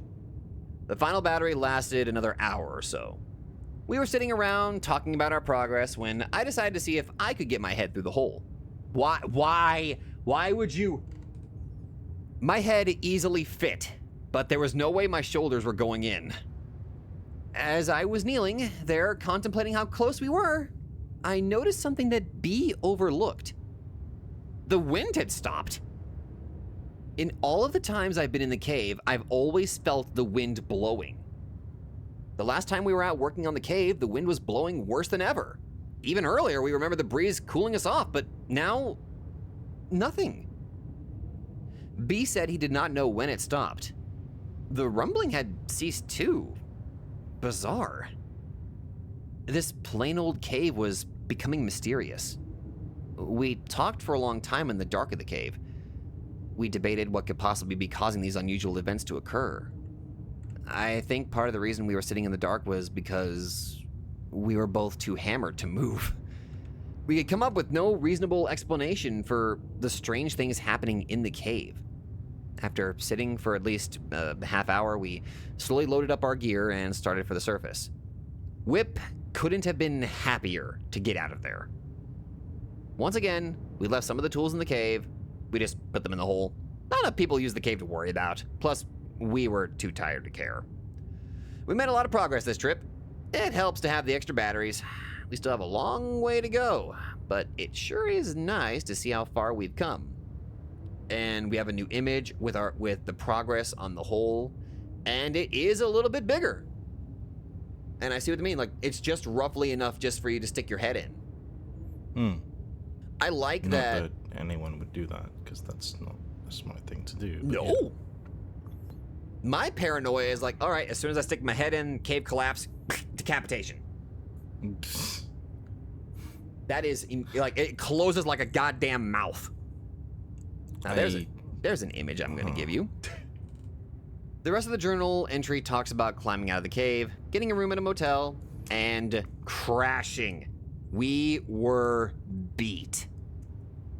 In retrospect, I can't believe how casual we were about everything that was happening in the cave. At the time, the only thing we could think about was getting into the passage. Everything else was just a minor distraction. I do recall thinking it would be nice to get in and see how the mechanics of the cave worked, where the wind was coming from, what was making the noise, etc. Now, weeks later, I think of my ignorance and naivety and shiver. I like how we're getting like these, like at the ends of these entries, we're getting like, I was naive. Yeah.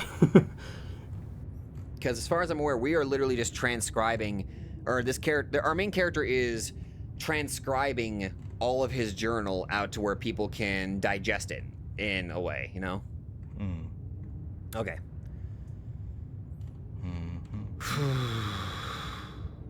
March 3rd through the 4th, 2001.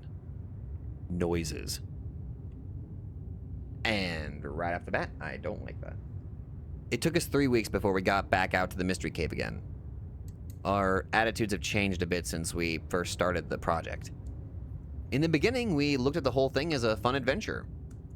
Since the last trip out, we found ourselves taking a more serious approach. On the drive out this time, our conversation was a little more subdued than before. We hadn't talked much since the last trip. Not for any reason, but scheduling conflicts. Instead of discussing ways of getting through the passage, we found ourselves talking about rational explanations for what had happened. Neither one of us had any ideas that would explain the unusual occurrences we experienced on the last trip. We were amused to find out that neither one of us had talked much about the last trip to other people. That is a complete reversal from the other trips. It has been fun to report to friends and family about our progress. It's always fun to tell people about the tight squeeze we were going to have to go through to get into the passage. Most people have little desire to voluntarily subject themselves to incredibly tight places. Actually, neither do I, but I'll do it in order to get to the other side. Good motivation. No, it's not! I suppose at this point it's the sunk cost fallacy. Oh, yeah? They come this far, so they have to keep going and see it through to the end. Okay, yeah, okay. I can see that. Yeah, it's like, why leave your work unfinished? You may as well just keep going. Okay. I guess. It just, I don't know. Something about that doesn't sit right with me. Like for me, if my dog, I take my dog out there and they're acting this genuinely scared or anxious, I'd be like, all right, time to pack it up. Call me paranoid. I would just be like, all right, nope. My curiosity is not worth it. Nope, I'm done. That's a fair point. Fuck it, boy, we're going to Burger Dogs King. can Let's also go. just be scared of shadows and shit, like super easy. Mm-hmm. I know because my Ellie gets fucking spooked anytime she sees the shadow of a palm tree. Well, that's adorable. She also hates balloons. Your dog hates the dog hates religiously. balloons? Yes. She just gets angry at them. She doesn't try to bite them because she doesn't like that. She just hates them. And yet she'll like have the energy to play fight and try to like not bite me, but like, you know, just like grab my my arm with like her mouth. Yeah. All right. We left town early in the afternoon to beat traffic. I don't really recall what time we finally got to the cave.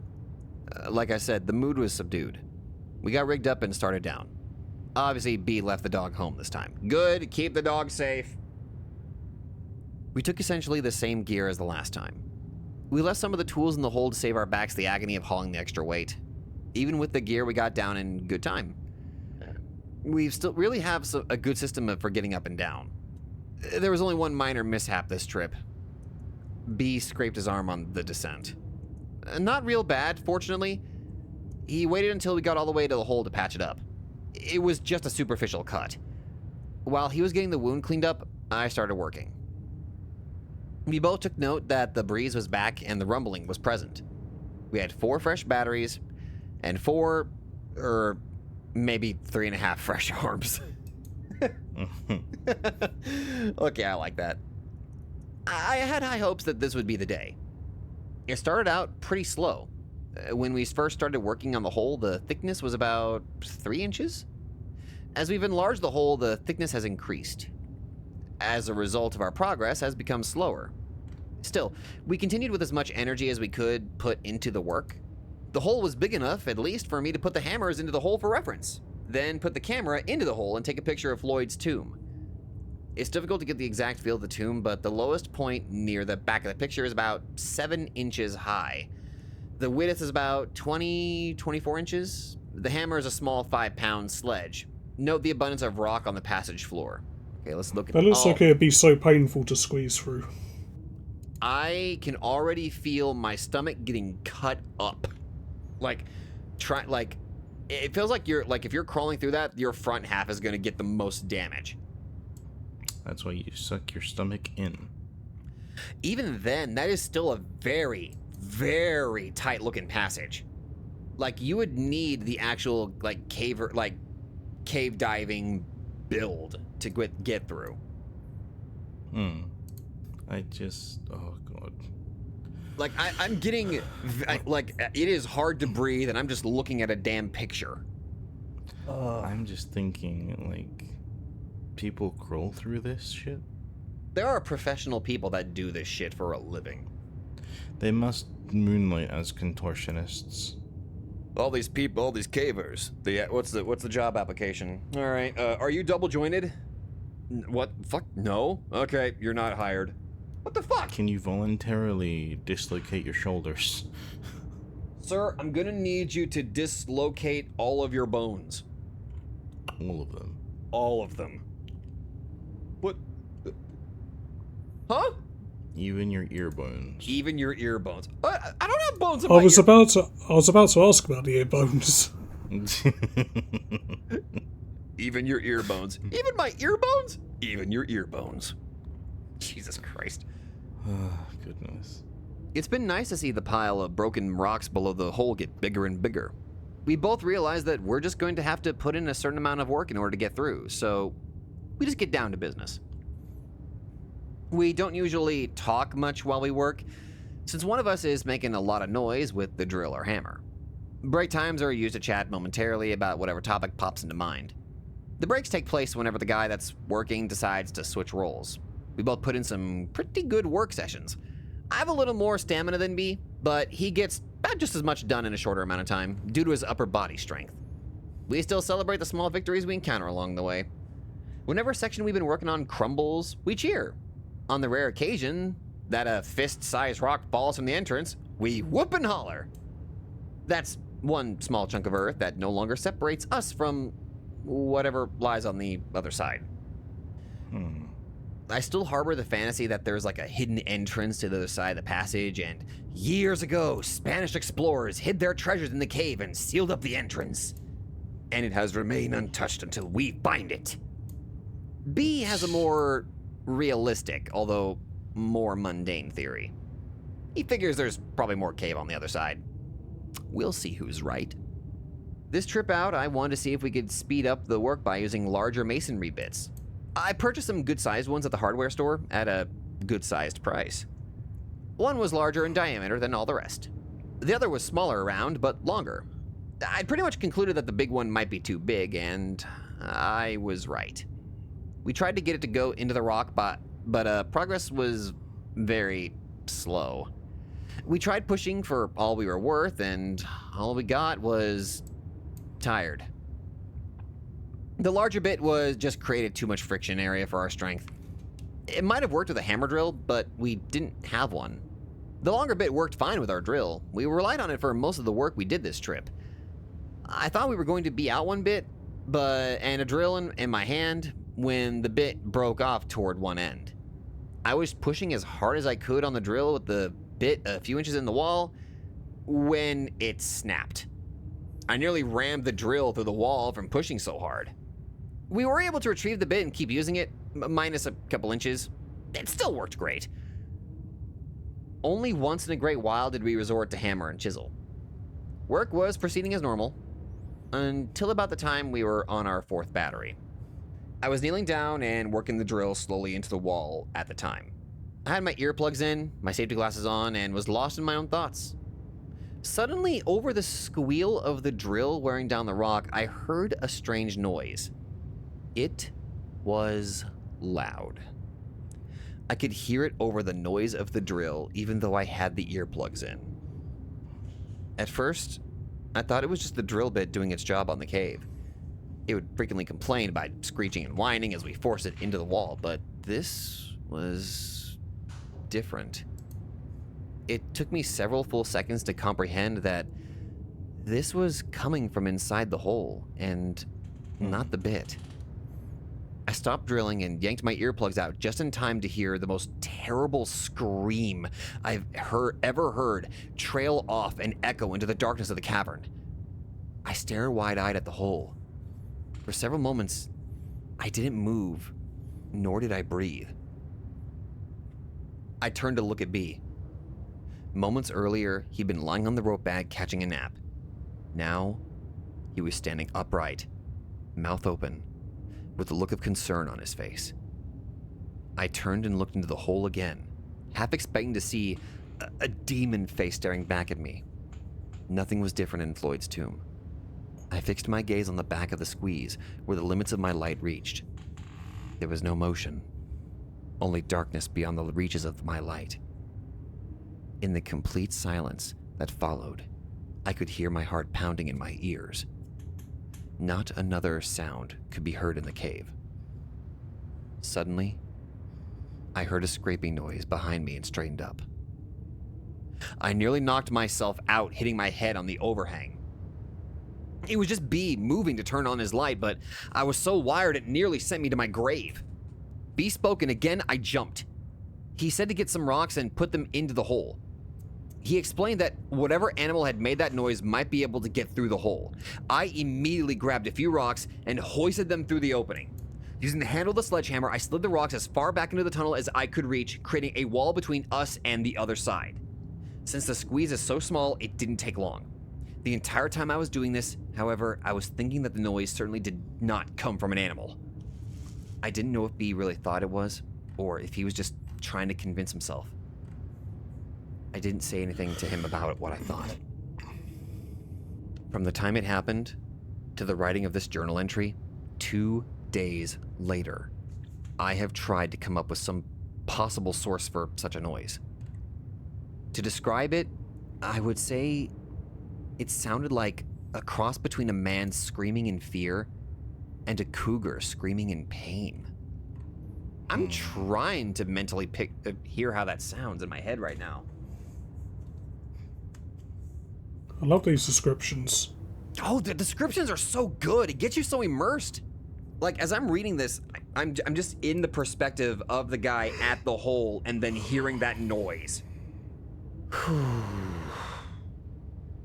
It sounded like it came from the hole and was roughly 100 feet away. The horrific noise reverberated through the cave and through my ears. B estimated the scream lasted 8 to 10 seconds.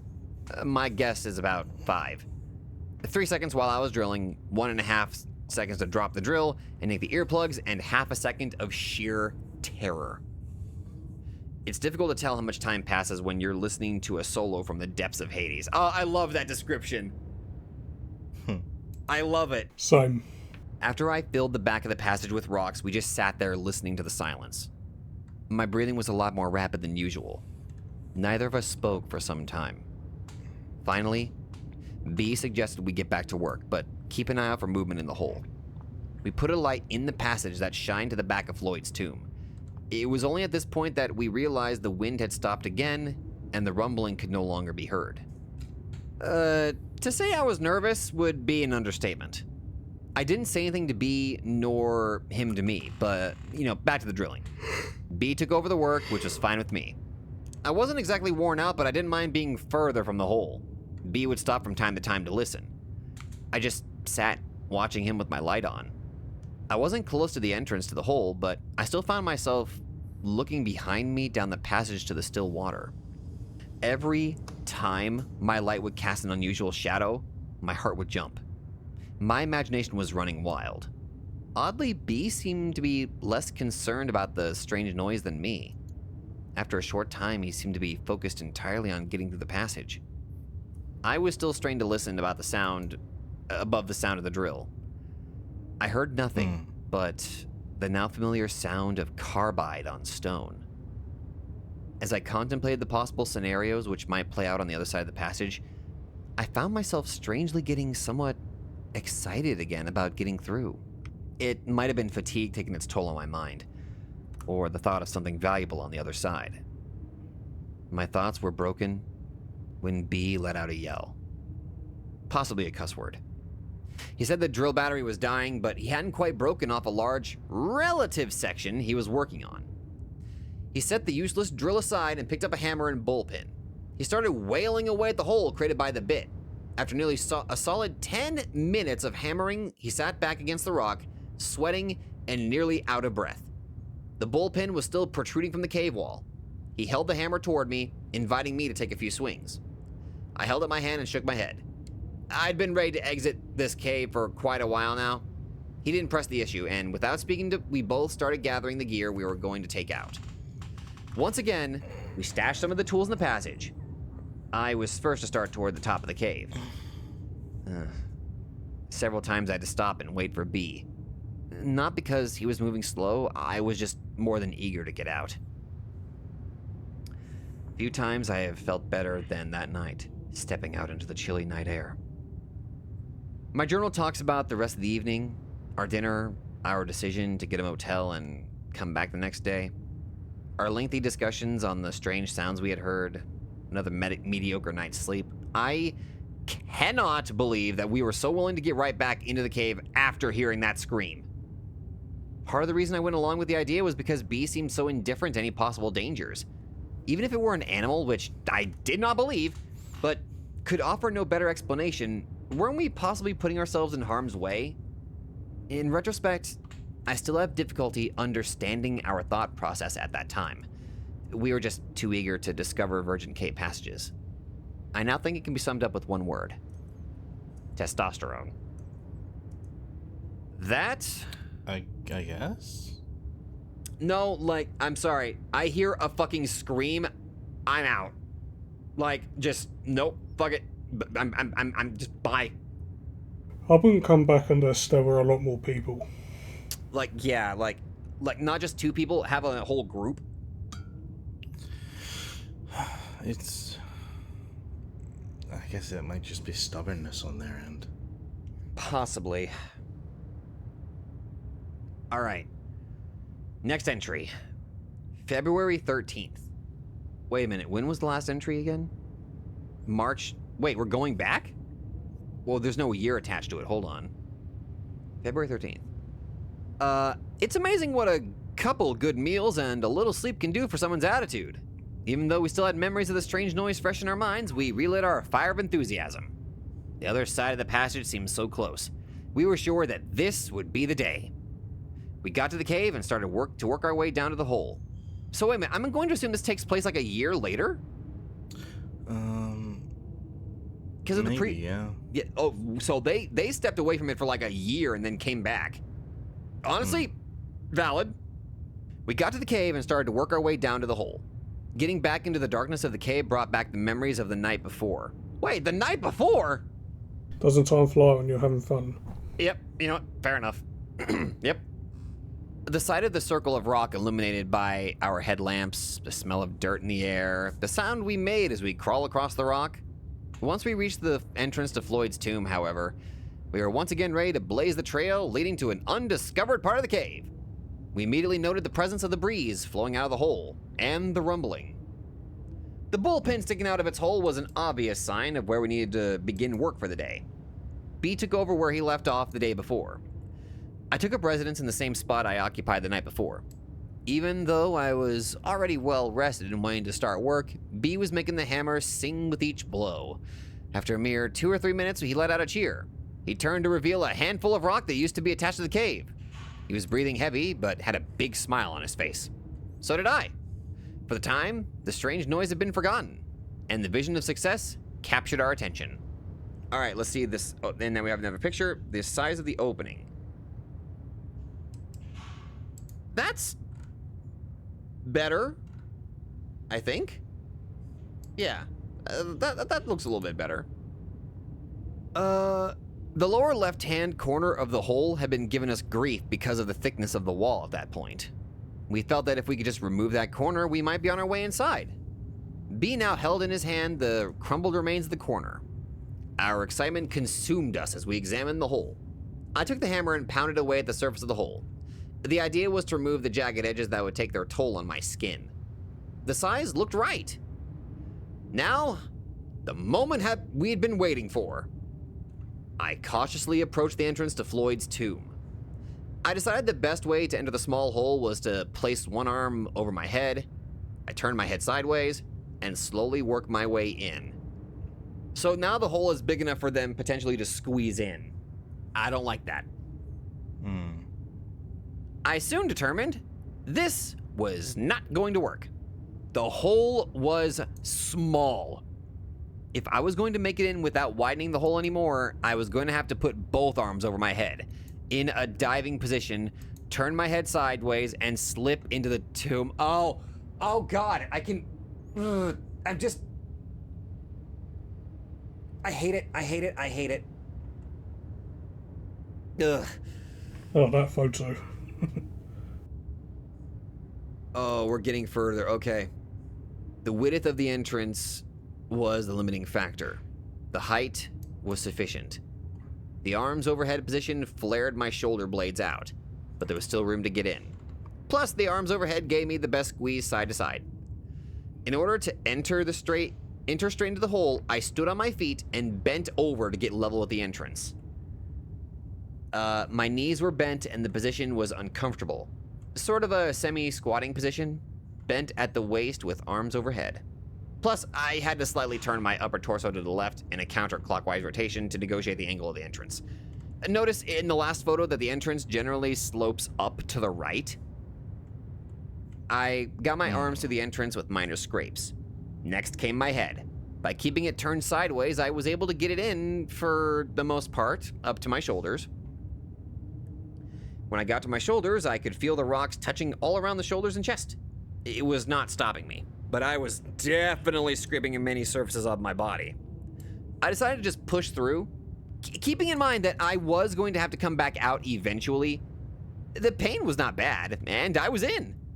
Well, my upper body was in. At least I could get a good idea that the tomb was going to be like. We have another picture. Here's a flattering photo of my best side. Notice the size of the area we had to work in. The ledge overhead was an obstacle. Oh, God, I hate that. Oh, God. Imagine you're in a cave and you just see that sticking out of a fucking wall. Yeah, that'd be horrible. Oh, God. What is it? Ass. What? I mean, it's some dude a pair of legs. What the fuck? What, the fucking cave grow a pair? Ugh. But yeah, now I can see, like, looking at it, you can see that it does slope slightly upward to the right. Also, yeah, you can get a good feel for, like, that's not a lot of room to work with. Like, they just barely fit in. Yeah. All right. It'd be pretty terrifying if they just got, like, dragged through that by some creature. Oh, God, like, you're like, hey, guys, hey, buddy, I'm already inside. Ah! And just slurped up in the cave like a noodle. Point, by the way. What was that, Nova? We're nearly at the halfway point. Oh my God, we are. Once inside the tube, I had a few inches all around me in which to position my body. This was the largest part of the passage, and it was conveniently located right at the beginning of the crawl. That gave me a little room to get positioned to crawl further into the passage. Inside the tube gave me a whole new outlook of what it was going to be like to crawl through. Even though this was the largest part of the crawl, it was still small. I could move my head around freely, but every direction that I turned, I was staring at a wall of solid rock. When I spoke to B, my voice sounded muffled, like I was talking in a small box. I could rest my chest on the passage floor, but the rocks were uncomfortable. I turned my head to look further ahead, but couldn't see past the wall of rocks I had built the day before. The squeeze towards the end of the passage was closer now, and appeared even narrower. I didn't know if I could squeeze through or not. I knew it would be close. I wanted to crawl further into the passage.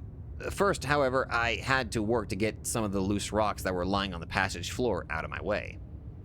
I was disappointed to find out that most of the rocks that looked loose were actually attached to the floor. I was hoping to be able to just scrape them out of the way. I pushed the sledgehammer into the passage before me, so at this point I used it to push the rock wall we had made further back in the passage. Then I dragged the sledge back and forth across the floor to move any loose rocks, or break up the small ones, or solid ones. By sliding the head of the hammer under the squeeze, I determined that the narrowest part of the squeeze was about 7 inches high. I figured we'd have to do some work before I could slip through. The entire time I had my head in the passage, B was just kicking back, listening to my descriptions and progress reports. At some point, he snapped the photo shown above. Thanks, B.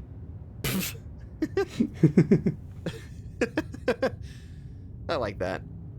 Up to this point, the size of the passage was not too big of a deal. I was in an incredibly small passage, but only my upper body was in, and since it was the largest part of the passage, and my arms could move freely, I was pretty calm. Then it was time for the push. I slid the sledgehammer up as far as I could reach. Since my body filled the entrance, I could not slip the tool out, so it was easier to push it ahead. In order to rotate my hips to the proper angle to enter the hole, I had to lean my upper body on my forearms, use my feet to climb the wall outside the hole, and slowly crawl into the hole. My hips barely fit. Once they cleared the entrance, I could relax a bit and get in position to work toward the squeeze. I decided to try the one arm forward technique to get through. The passage was so narrow that whatever position I started with, I would have to stay with through the entire length. There was just no room to move around or change positions. I'd also have to turn my head one way or another and keep it in the same position. This crawl was tight. Moving forward at this part of the passage was relatively easy. I could use my forward arm, my left arm, to pull and my other arm to push. At the same time, I'd wiggle my body, trying to arch as much as I could to keep my chest off the rocks. I tried both ways to determine that I'd turn my head to the right. It felt the most comfortable. I began to learn things as I went. I determined that a small flashlight in one hand would be nice. Then I could shine it ahead and get a better idea what I was about to crawl over. This was a difficult maneuver because I had to look overhead. Since my head was turned, it became immediately obvious that we were going to have to do some more work removing rocks from the passage floor. As I moved along the surface, I was constantly scraping my chest on the rocks. They were sharp, and it was painful. Occasionally, I would cause a rock to slide along under my chest and actually wedge me between it and the top of the passage.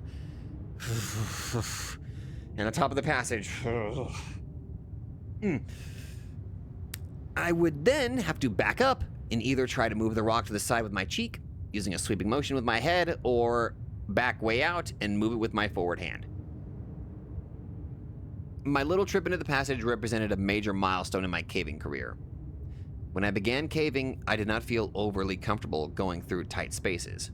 Even the little squeeze at the beginning of this cave was an obstacle to overcome. By pushing myself and forcing myself to try the narrow passages, I become much calmer about tight spaces. I don't fucking know how! That sounds like... What's the word? Contradictory? No, as soon as I feel I'm wedged, I'm like, alright, I'm dead. Maybe it's some weird, just reverse confidence thing? I don't know. Still, this passage represented a new benchmark in small spaces. I had not been faced with anything this small. I don't remember having to take off my helmet before now. With this passage, it's mandatory. As I mentioned before, not only do I have to take off my helmet, but I have to turn my head to the side in order to fit. The journey into the tomb went like this. After I had twisted my hips into the passage, I took a few minutes to stop and work out a game plan. Most of the length of my legs was still outside the entrance. They were just dangling in the air. The tomb was still big enough to move my head around and even move my arms freely into position. It was larger than the rest of the passage, but not by much. It was like sticking your head into a box. Everywhere I looked, there were rocks, and not too far from my head. Any sound I made was muffled and dead. The narrowest part of the passage was about 10 feet in. At this point, I was about 3.5 feet in. At about the 4-foot mark, I would have to commit to whatever position I felt comfortable and stay that way until the 12-foot mark, at which time the cave started opening up. I went with my left arm forward and head turned to the right. B had given me a flashlight that I held in my left hand.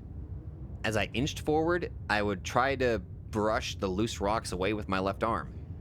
This was somewhat successful, but there were a lot of rocks I missed or could not move.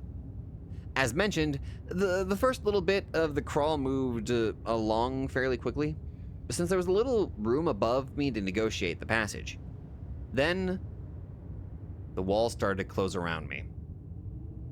I had a few extra inches on each side of me, but the top of the crawl was getting very low.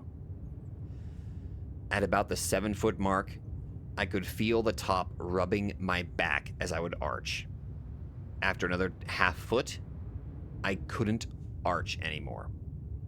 I had to just push ahead with my toes and pull with my forward arm. I decided it would be a good time to see if I could back out. I tried it, and it was pretty easy. That gave me a lot more confidence. Still, I had B tie webbing to my feet, just in case he tried to pull me out. Last shot before my feet were all the way in. Note the webbing B tied at my request. That photo right there reminds me of that photo from the Nutty Pussy Cave incident. Yeah, like, oh god. That sort of hunt, like, I made the joke about the ass just sticking out of the freaking wall. You're going into a cave and you see this? You just see a pair of feet barely sticking out of a tiny wall hole. You just... Yeah. This is what those rescuers saw. Yeah. Oh, let me look at this picture here. Oh, fuck me. No. Oh, I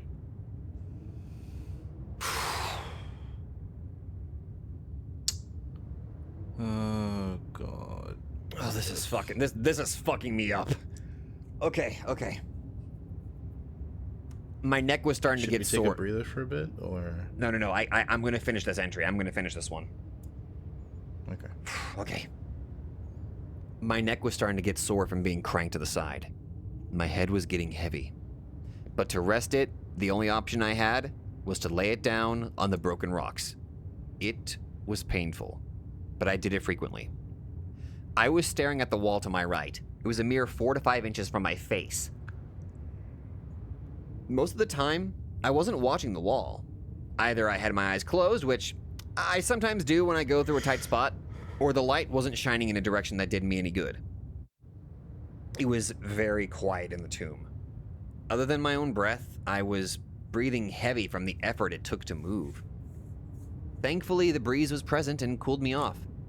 By lifting my head and carefully touching the ceiling from time to time, I could gauge the size of the passage that my body would soon pass through. Much like a cat using its whiskers to gauge an opening in a fence. Good comparison. At the 7.5 foot mark, I could tell things were about to get real tight. Oh god, it's gonna get tighter, okay. While laying in the darkness, in a passage deep within a cave, one is in a unique position to ponder. A mountain literally resting on top of me. The entire earth lying below. One tiny movement of earth, and I would cease to exist. Or worse, to recognize the fear shared by Floyd Collins as he lay there, trapped for days deep within the heart of Mother Earth, incapable of freeing himself from his earthen prison. Picture yourself in my position, lying on your stomach. Your left arm is extended over your head. Your right arm is at your side, having only a few inches in which to move. Your arms and hands are sore and bleeding from crawling, pulling yourself across the broken rocks. Your entire body is resting on the rocks. Your neck gets tired of holding your head off the rock, so you gently rest your cheek on the rock to rest. Once you start again, you have to push with your toes to scoot your body forward, sliding across the rocks.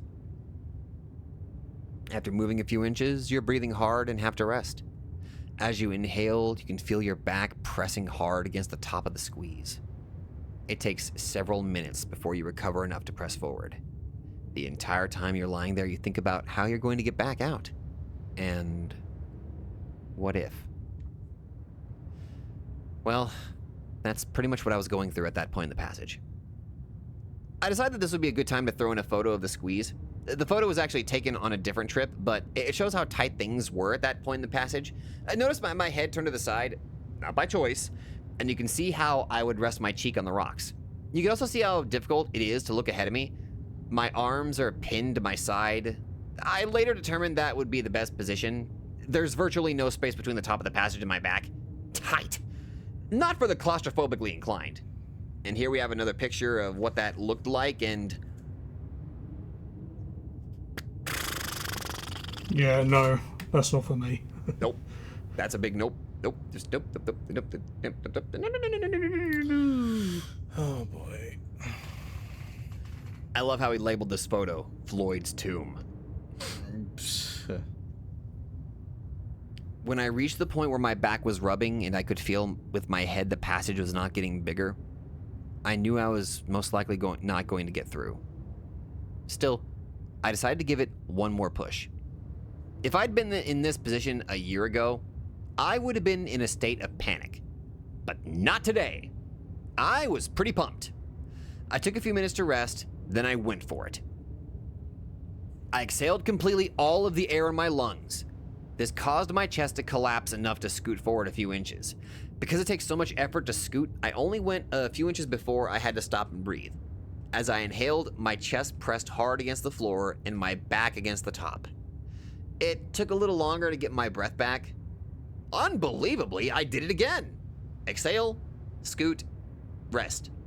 Again, only a few inches. Repeat. I took a few extra minutes to enjoy this position. Pinned in this small passage. Wow, I could not believe how relaxed I was. I tried one more time to exhale and scoot. My back was rubbing too much to continue. Despite the failed effort, I was psyched. I took several long minutes to lay there and recover from the effort. B had been encouraging me the entire time. It was fun to hear him cheer as he saw my shoes go deeper and deeper into the hole. I'm just imagining B on the other side. All right, can't see his feet. Either he's through there or he's dead. Yo, you dead? Ooh, okay. Backing out was not too difficult, but it did take some work. I encountered the same obstacle as when I went in. After I wiggled my hips out of the hole, which took some time, I had trouble getting my shoulders out. Both arms were overhead at this point. My shirt was getting caught up on the rocks and my shoulders were brushing the sharp rocks. After struggling to find a good position, I gave up and just pulled my upper body out. Scrape! My shirt pulled up over my head, and I had some nice scrapes on my shoulders, but I didn't care. To me, this trip was a success. I had pushed myself beyond what I thought was possible. I kneeled at the entrance and looked into the narrow passage I had just been in. The rock wall was now at the 11-foot mark. I'd pushed it a little with my forward arm. The smallest point was at the 9-foot mark. We were close. Between the work and the excitement, I was tired. I just sat on the rope bag, grinning. Whew, what a trip. And we have another one with our progress on the hole. Oh yeah, all of the photos of them gradually increasing the size of the hole from start to finish. Like, that took so long just for them to be able to squeeze through. That is crazy. Yeah. God, I just... Also, I might need to take a break soon because I haven't had anything to drink or anything. Yeah, this is good. Yeah, we're just going to go and finish up this one and take a break. Mm-hmm. Our progress, yeah. The rest of the journal entry talks about the usual. Our climb out, dinner, trip home, etc. On our way home, we brainstormed and came up with some ideas that would help us get through. We both invented some tools to remove the rock on the floor deep within the passage. We were both excited by this trip. I from pushing my limits in the cave, and B from his success in climbing out of the cave. This was the first time he was able to climb all the way out without the help of climbing devices, nor my help. It was a personal success that showed the progress he's made since his accident. Pretty cool. I remained amazed that we could so easily forget the terrifying moment we experienced just the day before. All had been forgotten, with the strange noise being blamed in our minds on some rational, harmless explanation. Okay. Alrighty. Whew. Okay, That was so some do good we progress. Mm-hmm. finish this up next time? Yeah. 2 weeks later. All right. So we had to initially take a little bit of a break. I don't know if I'll actually... I might just put this all into like one editing project so that it could be like its own mega video, or I'll just do like a part 1 and a part 2. We'll see how well the first editing process goes. But where we last left off with Ted the Caver was April 7th, 2001. Success. That is because last thing we looked at was like their progress on the development of the hole that they were working on. Of Floyd's tomb. That is still just a dark... Ugh. That's such a... Ugh. It's funny because ever since we started reading this, like Nova, you kind of just put me in the mind of this, like just looking into caving incidents in general. Yeah. It is. All right. I am good to go.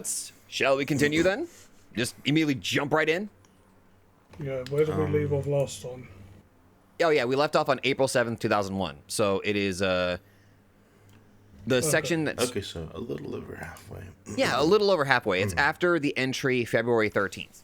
So it is entry April 7th, 2001. Success. Found it. All right. Prior to going back out to Mystery Cave again, we spent a lot of time preparing. We made a squeeze box, which is a wooden box, the opening of which can be adjusted in size. We could then crawl to the opening and measure to see how tight of a squeeze we could fit through. From what we were able to determine, that I need about 8 inches in height to get through the smallest portion of Floyd's tomb. That meant we would have to scrape out about an inch from the floor of the passage.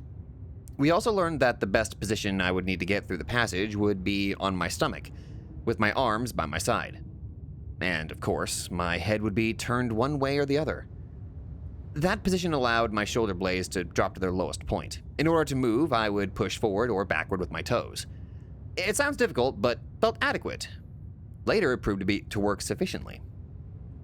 The second thing we did to prepare was to construct the tools we invented to work with in the cave. I came up with a clever way to chip away inside the passage without having to climb inside. I had my neighbor weld together several lengths of steel pipe in a manner that would allow us to take it apart while we climbed down to the tomb, but still have the strength necessary to hold up to a blow from a hammer once it was together. We made our own tips that we could screw into our pipe to reach the area we needed to work on.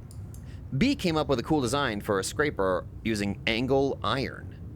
He had his neighbor weld it together. It proved to be an invaluable tool for scraping and removing the rock. We were both proud of our inventions. I also made a device to hold my drill that attached to our pipe. We ended up not using it since, well, B's scraper device works so well.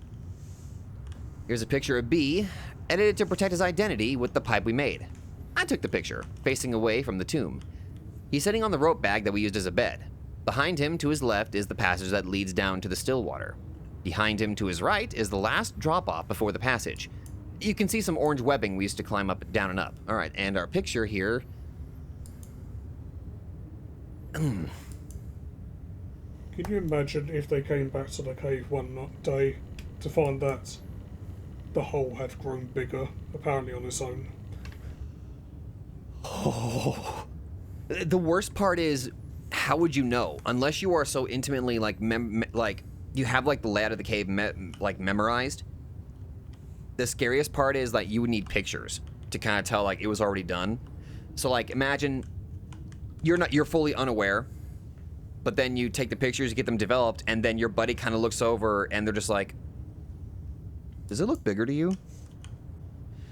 Could you imagine the amount of, like, because imagine, like, something happened that you were completely unaware of, and only the picture itself would have told you. Unless the difference was actually noticeable. Like, I remember this passage being quite thin. I couldn't fit my arm through. Now my entire belly gets through there. That's weird. That Anyway, just get back to makes me digging. think that, like, I don't know. It's deceptive as hell, even for something naturally created. Mm-hmm.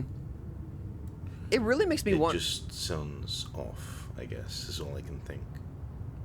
Yeah, the longer I stare at this photo, the more it just reminds me of that story I told you whenever they took us kids in, like, first grade, to our first cave. Just... There's some part of me that wants to try to go back to a cave again. But there's also another part of me that's like, do you want to die? Even if it's like a caving tour, my brain is like, default, you're gonna die. I know that's probably not a healthy way of looking at it, but that's just... That's mostly just anxiety speaking. Mm-hmm. All right. I took an oath. I made a vow. I would not leave the cave until I had made it through the passage, conquered Floyd's tomb. This would be the trip. It had been a long time since we had been out to Mystery. We'd been busy, though. We had made the tools we had talked about. It was fun coming up with ideas for tools. Also, we made a squeeze box to determine the best technique for getting through the tight spot. Plus, we knew about how much rock we need to remove before we could get through. We were excited to get back out to the cave and to finish our project. Our climb down to the passage took a little bit longer than usual since we had extra tools to carry. Once we got down to the passage, we immediately got to work using B's scraping tool with the pipe I had made. It worked like a charm. We could hammer the pipe on one end and the scraping tool on the other end into the rock. Then, we could push the debris all the way through the passage and out of our way.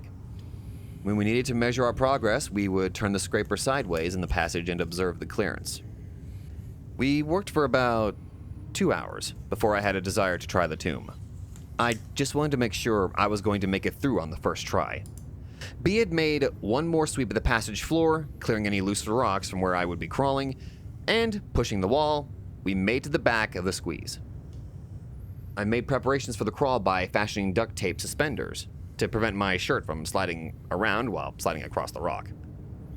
I'm just freaking imagining putting like duct tape on you, but I guess that is kind of like, I don't know, would duct tape be good enough to like protect you somewhat from the rocks, maybe?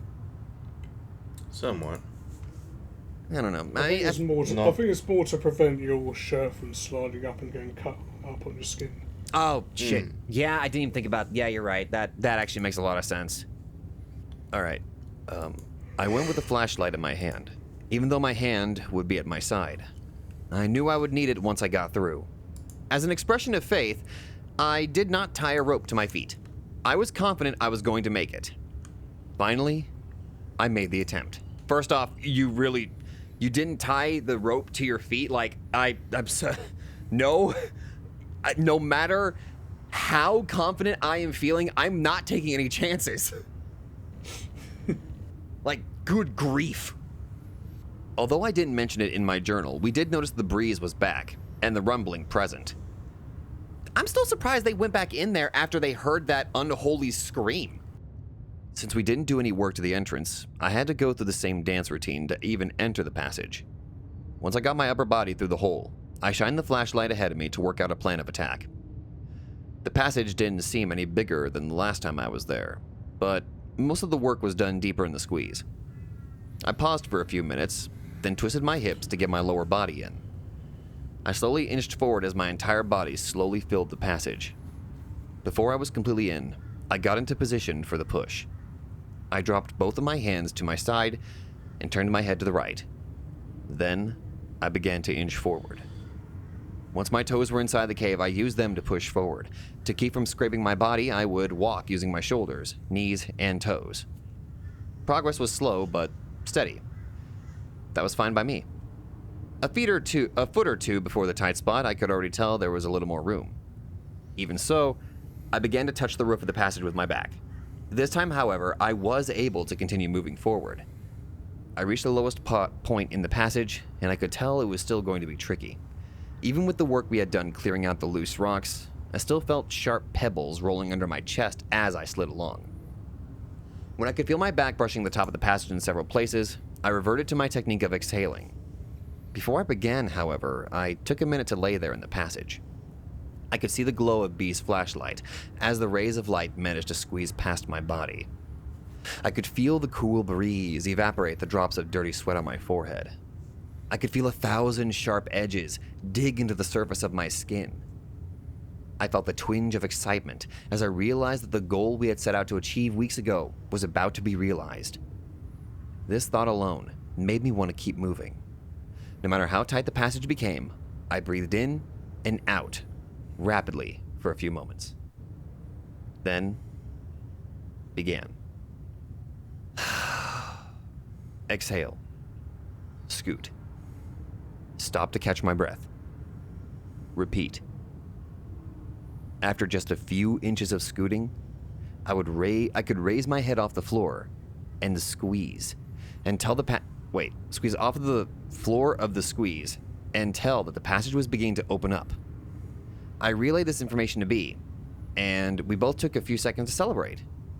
During the rest of the slide through the passage, B was cheering me on. Virgin Passage! And Neil Armstrong territory, were the phrases he kept repeating. I was grinning to ear. God damn it. Even though the passage was beginning to get larger, it was still slow going. I had to continue scooting along for another 1.5 feet before I could slide my arms underneath me to use them to crawl. At that point, I felt my journey was essentially over. I was able to sit up slightly and move the rock wall we had erected several trips ago. Those rocks served as a somber reminder that a little caution would be wise. I shouted back to B that I was through. We both took a moment to congratulate ourselves on our success. B would likely never be able to squeeze through the passage and see what I was seeing, so I gave him a description of what the cave looked like. At this point, I only had my mini-mag, so I could not see very far into the passage. The end of the passage made a gentle right turn and seemed to go for a ways. I was unable to do anything at this point but sit, due to the size of the passage. All the broken rocks we had pushed through Floyd's tomb were around me at this point. There were no signs of human intrusion. I had to wait until B passed me my helmet light to get a better feel for the cave. B used the pole we had made to slide me the end of a rope. Then I was able to pull all of my gear through the squeeze. The first thing he sent through was my helmet and light. After I got the light fired up, I was able to see our new section of cave. Hours! It was an exciting experience to see the results of hours of hard work over the course of several weeks. At this point, we still had no idea what the cave had to offer. The only thing I could see was the passage immediately following the squeeze. It was a narrow passage with a low ceiling. I would easily be able to get through it, but I would have to crawl. I began taking pictures so I could show B. 13. The first section of the new passage. I was almost laying down since the passage was so small. My feet are extended in front of me, as you can see. Notice the broken rock on the floor of the cave. The passage looks like a dead end, but it turns gently to the right near the end. And... there's the claustrophobia. You could not pay me enough to try to get through that. That is... No, same. Again, I can feel it being hard to breathe just looking at the photo itself. Nope, you cannot pay me enough for that. I asked B how far he thought I should venture into the cave, in light of the strange events that had occurred. For the first time, he too toned down his enthusiasm as he remembered the noises. He slid the pipe through the tomb with a loosened tip on the end. He said I could use it as a weapon if I ran into an animal, or... He also told me to make sure we could hear each other as I progressed into the cave. Even though we were at least thinking of the possibility of running into trouble, we never really considered the fact that if I got into trouble, B would never be able to rescue me. And in fact, no one would be able to get to me for many hours. If I were in serious trouble, as in hurt, there was no way anyone would be able to get to me in time. But symbolic of the whole experience, we were focused on our goal and not the potential dangers we faced. So far, we had dodged the proverbial bullet. So far.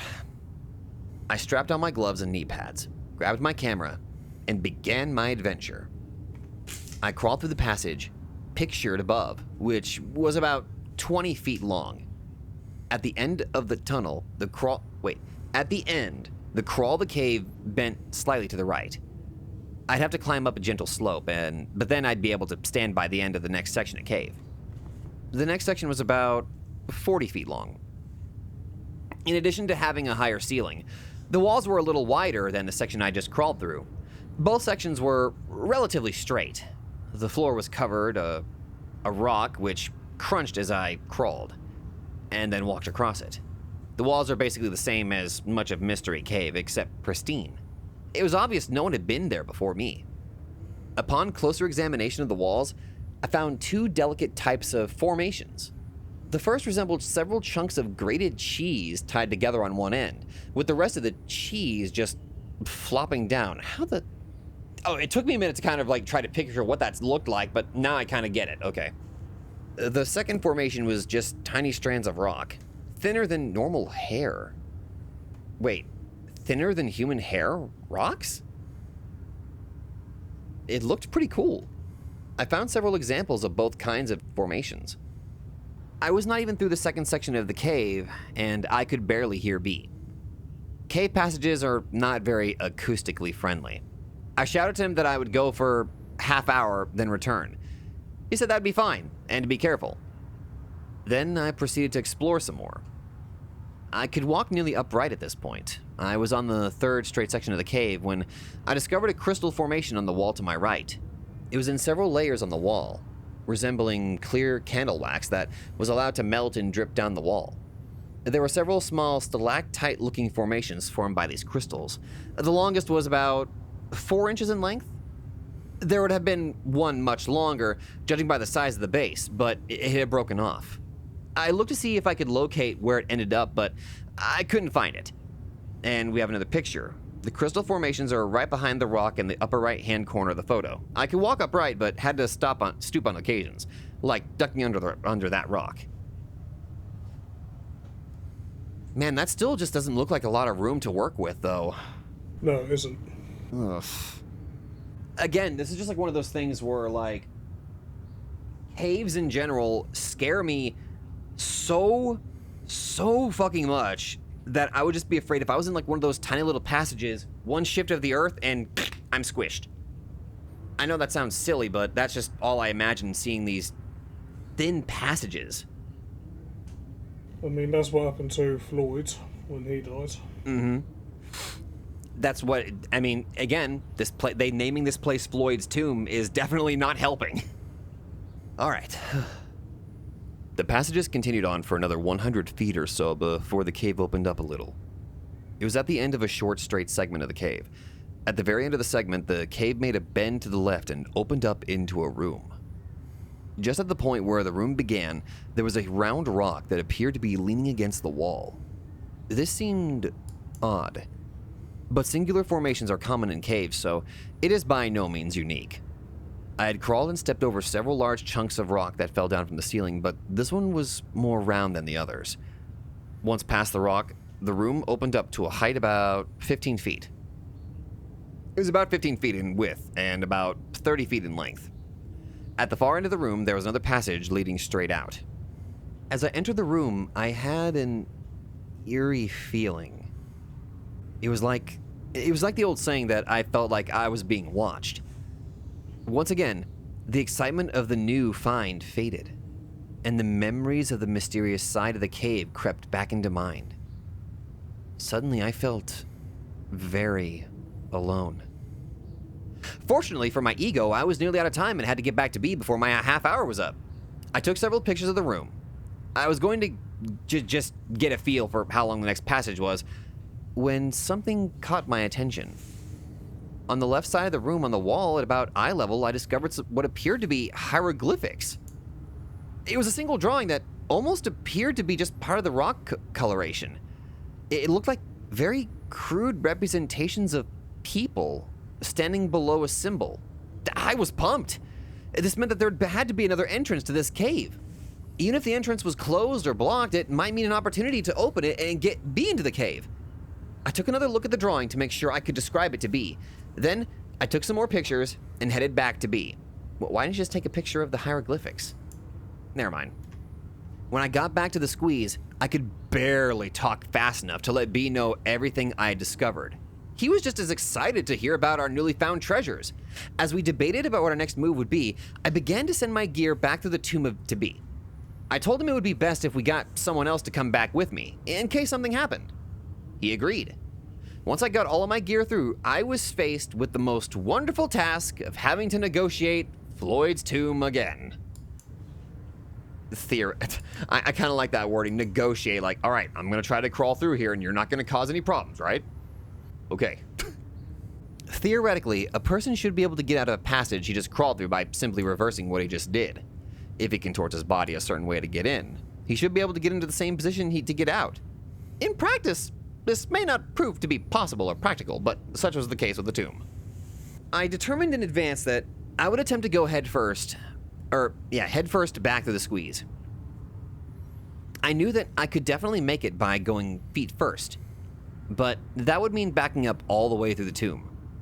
That would take a long time and be very exhausting. My only concern is going head first was when I got to the end of the squeeze. I would have to get through the hole we had made without the benefit of being able to twist my body. Oh well. I chose to go head first and deal with the exit when I got to it.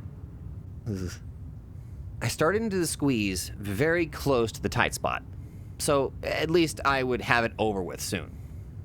It turned out to be tricky getting through. I had to shift my hips to the right a little to get through, but I just kept plugging away at it. My hands were once again by my side.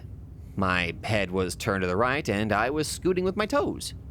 And once again, I was using my head as a gauge to tell when I was at the tight spot. Then, when I was past it, I seemed to get tired a little quicker on the way out. It must have been from all the work we had to get done to get through. I was a little over halfway through when something bizarre happened. I was laying there taking a brief break when I heard a sound deep within the cave. It was the faint but distinct sound of rock sliding on rock. My blood froze in its veins. I couldn't move. I just lay there, straining to hear the sound again. Nothing. I quickly began to scoot toward the exit.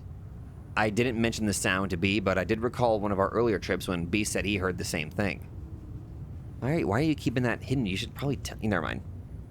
The task of getting out of our hole turned out to be as painful as I thought it would be. I had to put my arms overhead and force my shoulders through the hole. I definitely left some skin behind as I slipped through. Oh god, I hate that sentence. B helped me as I wiggled my upper body out of the passage. Then I could catch myself and ease my lower body out of the tomb. I was out! B and I shook hands and I began to load up our gear. I was trying to listen to any sounds coming from the hole, but we were making too much noise gathering our stuff. As much as I looked forward to getting into the passage, it was a relief to get back out.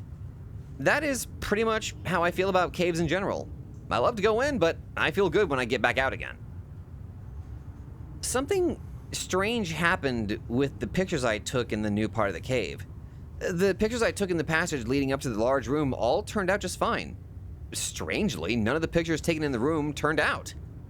Pictures of the round rock, and more importantly, pictures of the hieroglyphics I saw. Oh. Well, that kind of clears up what I mentioned earlier about the... Okay. Pictures taken before and after the room turned out great, but the negatives of the photos taken in the room were clear. Nothing. I remember what the hieroglyphics looked like, so I drew a picture to give you the idea of what I saw.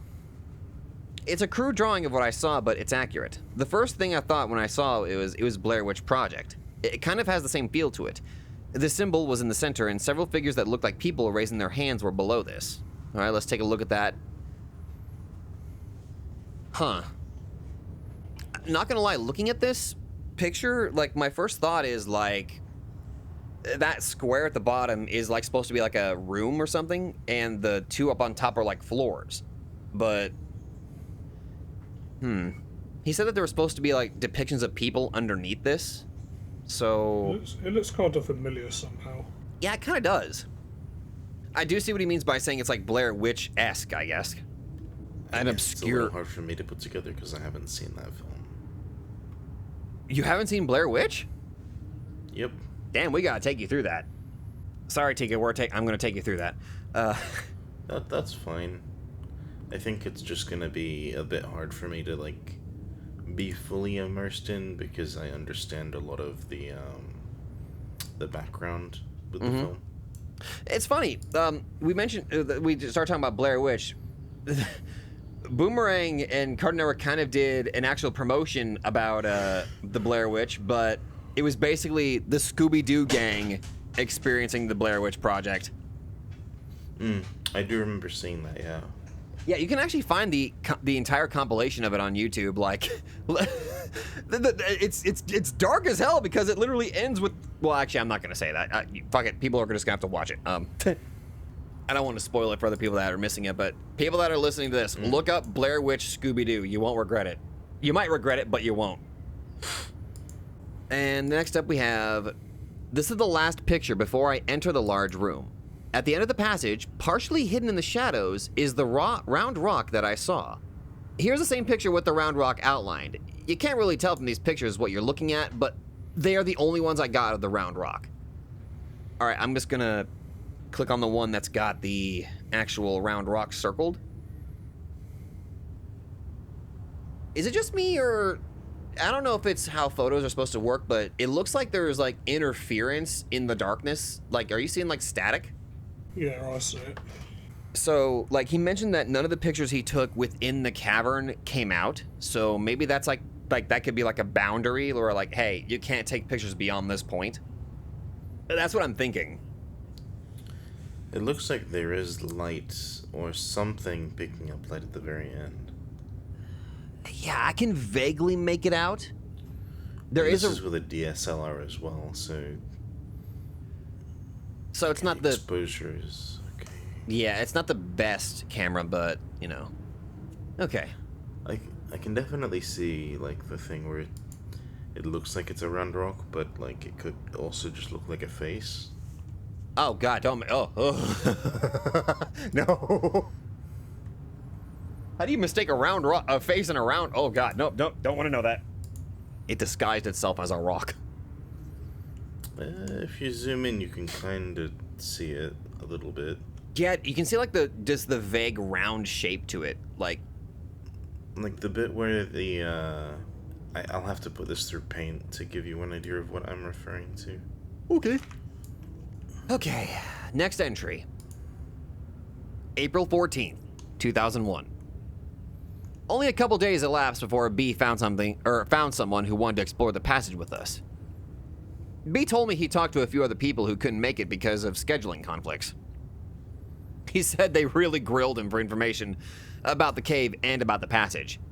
He would not tell them which cave it was to ensure that we explored it to our satisfaction before we made it known to the public.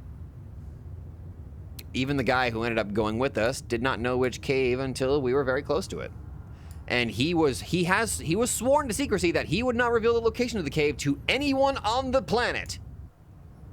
I won't identify him by name, so I'll just refer to him as Joe. Joe, B, and I set out early in the morning to make sure we could spend all the time we wanted in the new passage.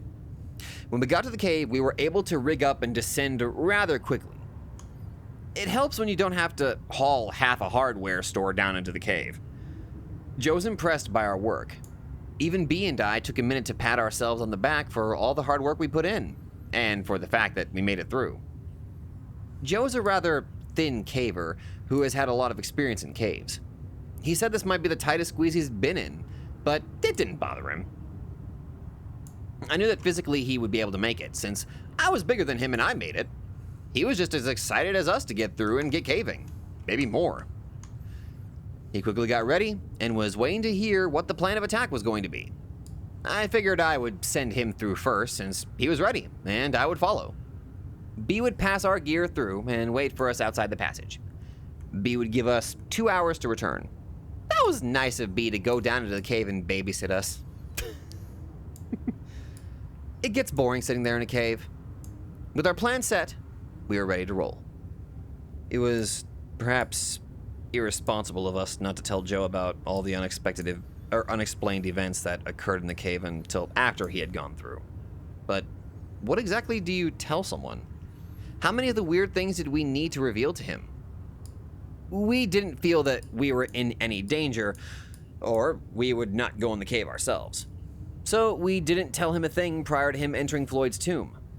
Of course, when we did tell him afterwards, it was too late. I couldn't believe how easy Joe slipped through the passage.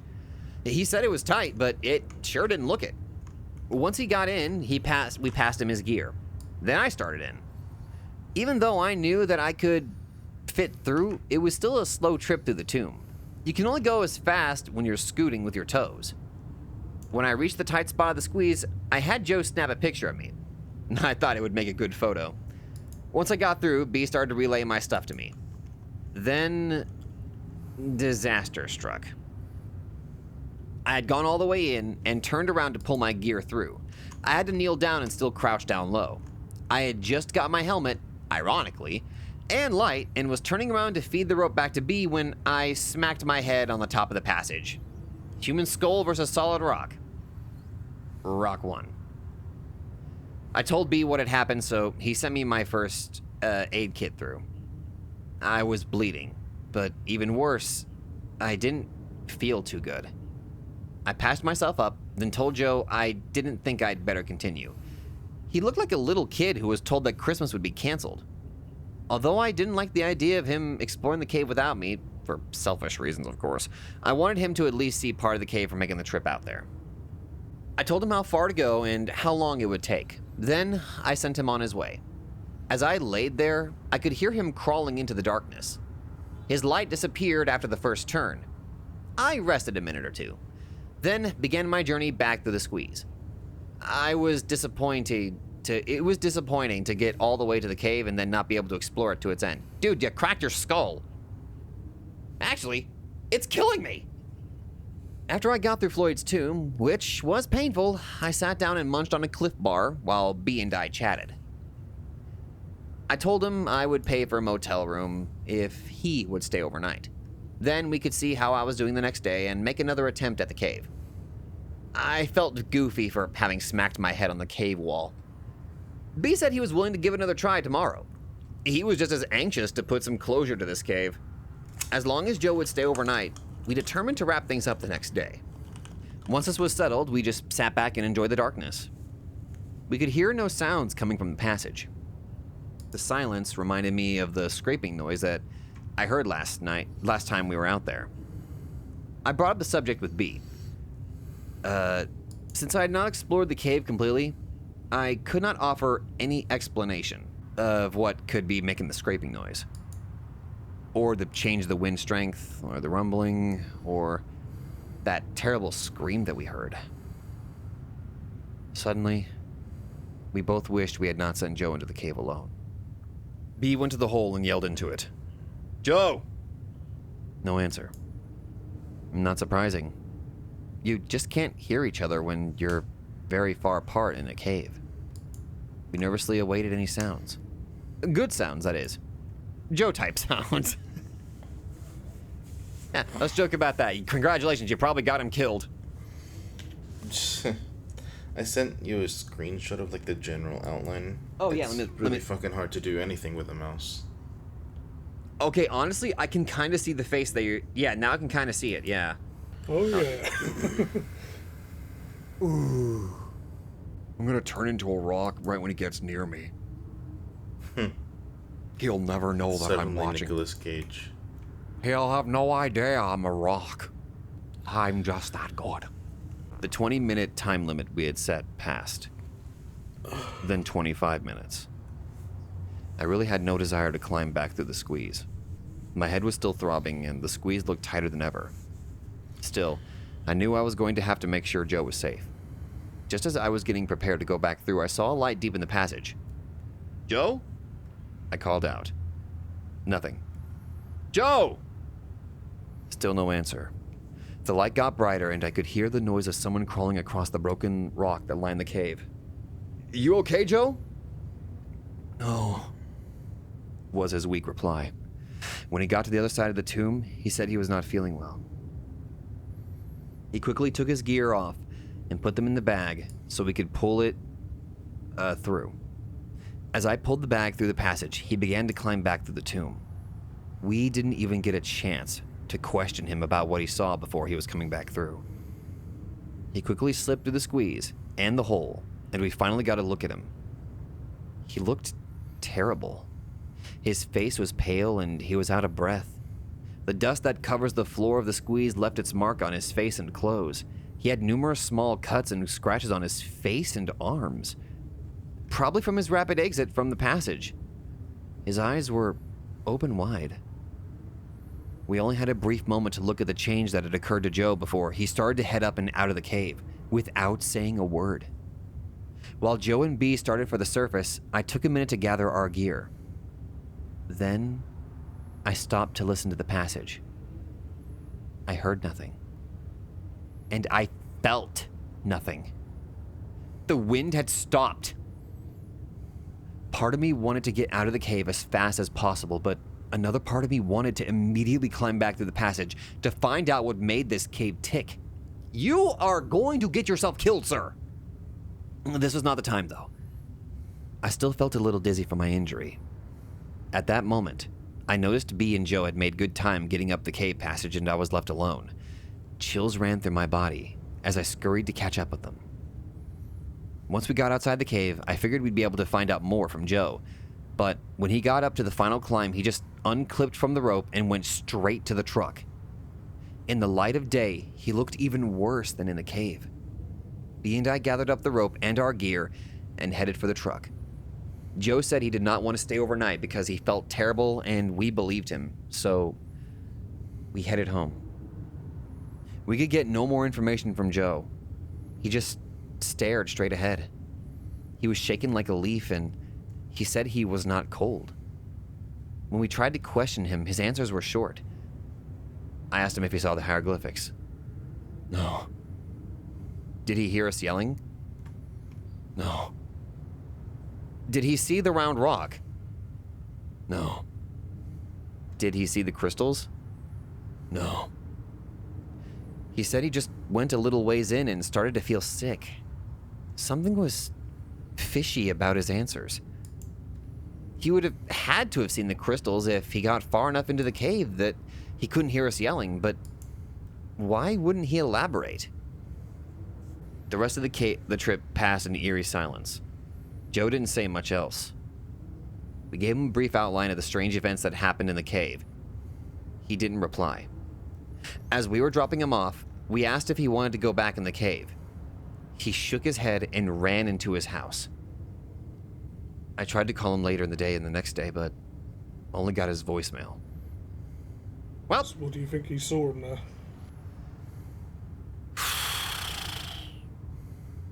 Well, it would have had to have been, like, obviously, the guy's traumatized by whatever it was. If his body was mostly, like, it's, like, from small scratches, stuff like that, so I imagine, like, he was quickly crawling through the cave, not caring that, like, the rocks were digging into him, you know? But as for what he saw,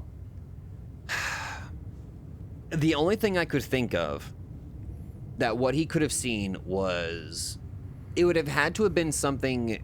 If you guys saw something that was legitimately terrifying, you'd probably try your best to describe it, right?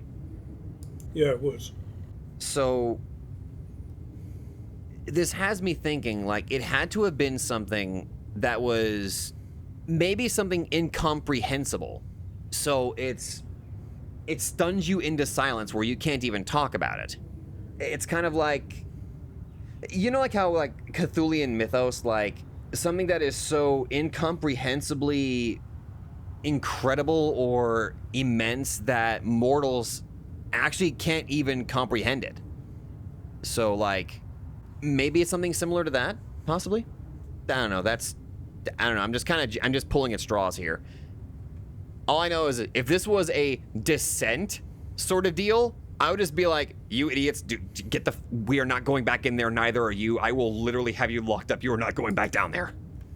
That's just what I think. Tika, you there? I am, sorry, I'm trying to follow along. I don't know what it is. Some stuff just isn't sticking in my head at the moment. I think it's because it's just one of those. What is this? It's such a. I think it's so kind of well written, but at the same time, it's hard to wrap your head around it, if that makes sense. There's also just some things like the first chunk that we read felt a lot more grounded in reality. Yeah. But there's some aspects with these photos that I'm just kind of questioning in the back of my mind. And I understand that there's meant to be a suspension of disbelief. Mm-hmm. I don't know. It feels like there's some aspects of this that are slightly falling apart. I see. Like, why these people are so desperate to just, despite all the weirdness that's going on, they still want to explore the cave. Because obsession was the main character's thing. It wasn't everyone else's. I think it's the sunk cost thing, because they spent so much time and effort on this already. Oh. I suppose that would make sense. Though it still just seems like a lot of investment for someone who wasn't there for, like, the majority of the dig to suddenly be as invested as everyone else. But yeah, because they literally just brought in a third person, and immediately he's like, I want no part of this anymore. That or just, he literally saw something that traumatized him to the point where he doesn't want to go back in there. Then again, how old is this story? I forgot to check out when this was written. So maybe it's just like a telling of its age, you know? Where, like, nowadays there are some, aside from, like, there's definitely some shitty written stories, but nowadays there's like a lot of stories that are much better written, and we're reading something from a bygone age in terms of the internet. That. Oh god, that kind of hurts hearing. Yeah. Didn't you say last time that this was one of the first creepypastas? Yes, it was one of the first, from what I understand. So, all right, next entry. April 28th, 2001. In this journal entry, I discussed briefly the feelings B and I had at this point. I'd like to elaborate on those feelings and set the mood for this part of my journal. I hope I can successfully convey our exact thoughts and feelings as we contemplated our next move. If not, I'm afraid we'll appear to the average reader as being ignorant, naive, or downright foolish. You're downright foolish, I'll tell you that. So I double checked, and this story did come out exactly in 2001. So it's just at the start of the new era. My goodness, that's old. All right. This cave represented to us the culmination of weeks of hard work, complete with an array of emotions, from fatigue to fear, anticipation to pain, from frustration to glory. To us, we are not standing on the brink of possible destruction, but rather honoring an unspoken commitment. Much like a parent or a wayward child, we are not about to abandon our child out of fear of the unknown. Yes, our child, the caving expedition. Oops. He's grown so big in the short amount of time we've had him. Now, give me the pick. Time for their dental surgery. I gotta perform dental surgery on our child. Hold on a minute. Kink, kink, kink. All right, the hole's bigger. Like it or not, this cave had become part of us. And now we must see this adventure to its fruition. I think, what did you just say, Nova? The sunk cost fallacy? Yeah. Yeah, they gotta keep going, basically. They feel they have to. Additionally, verbose explanations aside, we were being eaten alive with curiosity. Despite the overwhelming number of unexplained occurrences we experienced, we had to go back into this cave. What was making the rumbling noise? What caused the change in wind strength, etc., all the way down to Joe? What could have possibly happened to him? What did he see or experience? We had many lengthy discussions about what our move would be. We kept coming to the same conclusion. We had to return to the cave. We could offer no possible scenarios that would solve the many riddles held deep within the cave. The only way we could hope to complete the puzzle would be to conquer the cave. We were going back to Mystery Cave. How many times can you say cave? 2 weeks after our trip with Joe, and we were on our way back to the cave. God damn it. To prepare for this trip, we contacted the local cave rescue group and got permission to borrow their low-voltage two-way phone. Low-voltage two-way phone? The phone consists of 2 transceivers and a long spool of thin wire. I'd then be able to unwind the wire as I went into the passage and stay in contact with B the entire time. Holy shit, that just gave me a flashbang of how old those things are. We also thought it would be a good idea to take a video camera into the new passage. I purchased a case that would protect my video camera from dust, as well as sharp rocks. I was more than willing to pay the cost of the case just to make sure B got to see the entire passage. My head was doing fine. I still had a light red line to mark the spot where I tried to break the rock with my head. I never went to a doctor, but it was a very painful experience. I have thought about what would have happened if I'd been able to go in the passage with Joe. He was a changed man after he came out. I've been calling his house nearly every day trying to talk to him, but he won't answer his phone. B called his work and a mutual friend told him that Joe called in sick 2 weeks ago and hasn't been in since. He said Joe warned his boss he might be out for a while. I even stopped by his house twice.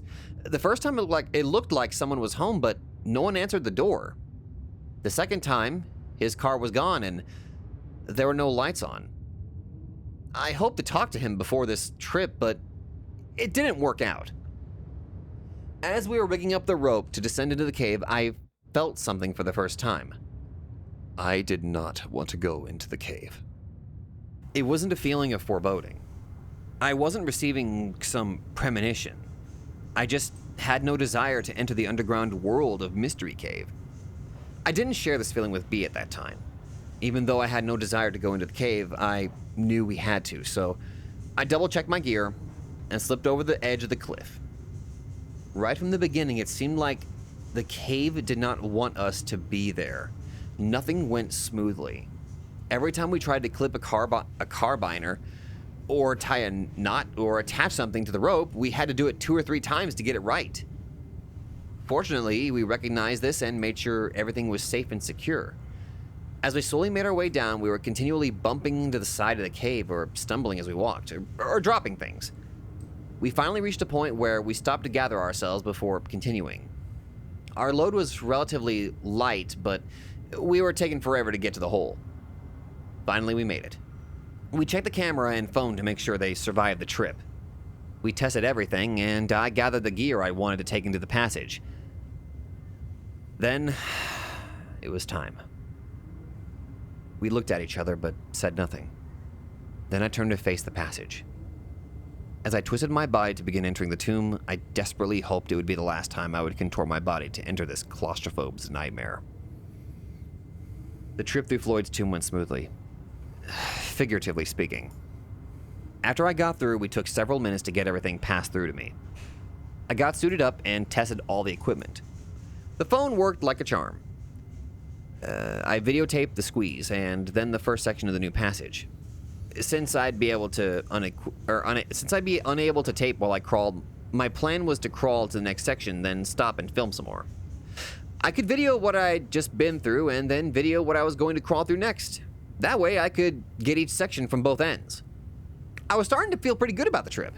I felt a sense of personal satisfaction at being able to provide a way for B to see the fruits of his labor. It was awkward lugging the camera and unrolling the phone wire while trying to crawl. I knew it'd be worth it, though. The small formations were too small to show up on the video. With normal outside lighting, it'd be no problem, but with my headlight as the only source of light, the effort was futile. The crystal formations turned out quite nice. They were easily large enough and made for some pretty good footage. I took advantage of the film stop to check the phone. It was comforting to hear someone's voice deep within the passage. We chatted briefly, then I unplugged the phone and prepared to continue. The phone resembled an oversized regular phone, more like the ones you would see in war movies. When I wanted to talk to B, I just plugged the phone into the special jack on the spool of wire. The power source was on B's end of the phone, so it was always turned on. The reception was as clear as a normal phone. I continued forward. Even though progress was slow, it was steady. Things were going pretty good until I reached the round rock. Once again, I got a strange feeling. Just like the last time. I'd be really paranoid about the wire snagging or something. Yeah, like it's your only form of like talking, then all of a sudden you're like, hey, can you hear me? Then you look down and the wire's cut and you're like, shit. And then you have to figure out where the wire is. No, the feeling he got from walking past the round rock is the face is actually just poking out, looking at him like, I can see you. Does my stare make you feel weird? I'm Nicolas Cave. Oh my god. That works too well. You're welcome. All right. I looked around carefully, but saw nothing to be alarmed about. I proceeded to film the entire room. I got good shots of the round rock from all angles. Got the walls, ceiling, and floor to the best of my ability. I even got some pretty good tape of the figure on the wall. It was difficult to make out exactly what it was on the video, but you could definitely tell something was there. After I taped everything to my satisfaction, I moved toward the end of the room to prepare to explore new territory. Okay, so again, like even with the video camera, it's still like having some interference. So it really does feel like inside that section of the cave, you're not allowed to like record or anything like that. Anything. Like it's forbidden. At the far end of the large room was a passage that led to darkness. The entrance was about a foot lower than my head, and it looked like it continued at that height for as far back as I could see. I ducked under the ceiling and prepared to see the new sights. The walls of the new passage were darker than the rest of the cave at this point. The floor was made up of the same type of broken rocks. The ceiling had the same type of near-perfect arch as in the old section of Mystery Cave. It almost seemed out of place in the jagged atmosphere of a cave. I could see only about the 30 feet or so where the passage appeared to make a right-hand turn. I thought this would be a good place to check in with B. It took a couple of beeps before he answered the phone, but once he did, his voice was still crystal clear. It sounded like he might have been snoozing.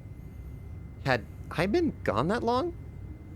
He said he was doing fine and that I could take as much time as needed. I thanked him and hung up. His patience has been wonderful during this whole project. He spent a lot of time just waiting for me while I explored the cave, or passage. I was glad he was willing to sit and wait. I hung up the phone and started to film the new passage. Then it Honestly, happened. B's probably the lucky one. B is very much the lucky one. He's like, all right, I just have to make sure he's okay. Now what do I do? I probably should have brought a sketch pad while I was waiting for him. B is me. I'm just kind of sitting there like, I ain't going fucking through there. Fuck it, Tika. You're the main character. I pushed you through the hole. Sorry. I mean, I am small enough to fit through those things.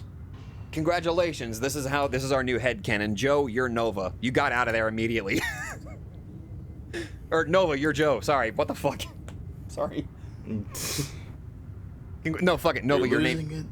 Nova, your name is Joe now. That's news to me. Too bad.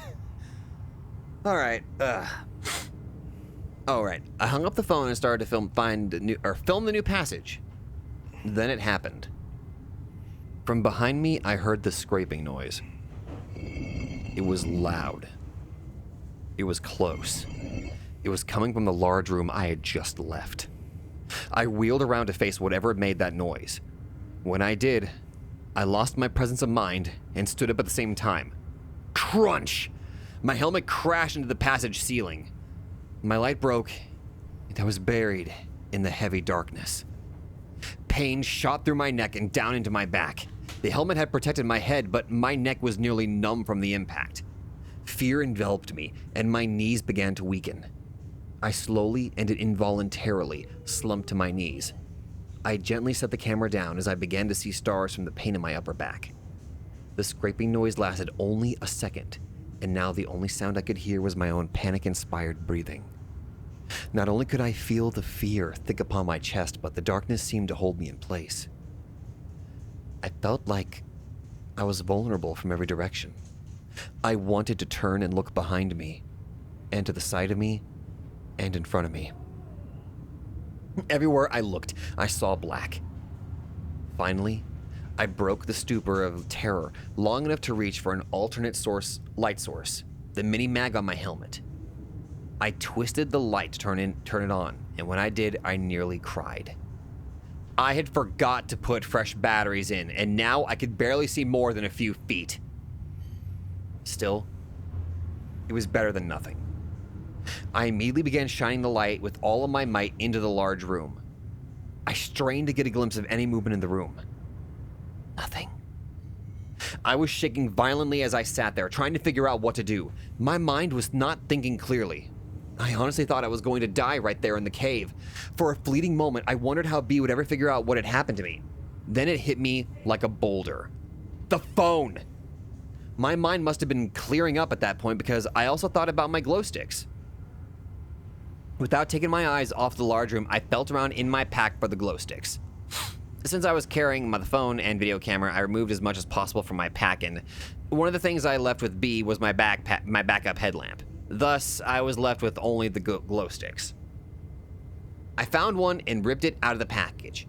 I could tell something was wrong by how it sounded. It has been inadvertently broken and was now useless. I chucked it on the ground and searched my pack for another one. I took my eyes off the large room only to check the passage behind me occasionally. I found another glow stick, broke it to light it up. The soft green glow created eerie colors on the walls of the cave. The stick provides barely enough light to see the immediate area and provided no hint of what lay ahead. I felt the pack with one more light, again without taking my eyes off of the room. I felt a third glow stick and ripped it out of the package. After breaking it to make sure it worked, I hesitated. Then threw the glow stick into the large room. I don't like that. The throw was a perfect one, and the stick sailed through the length of the room. In the brief moment that the light traveled through the room, I saw nothing but cave walls. The absence of anything unusual did nothing to ease my state of panic. At the far end of the room, I got a brief glimpse of the round rock as the light bounced on it. Then, the light went behind the rock and seemed to disappear.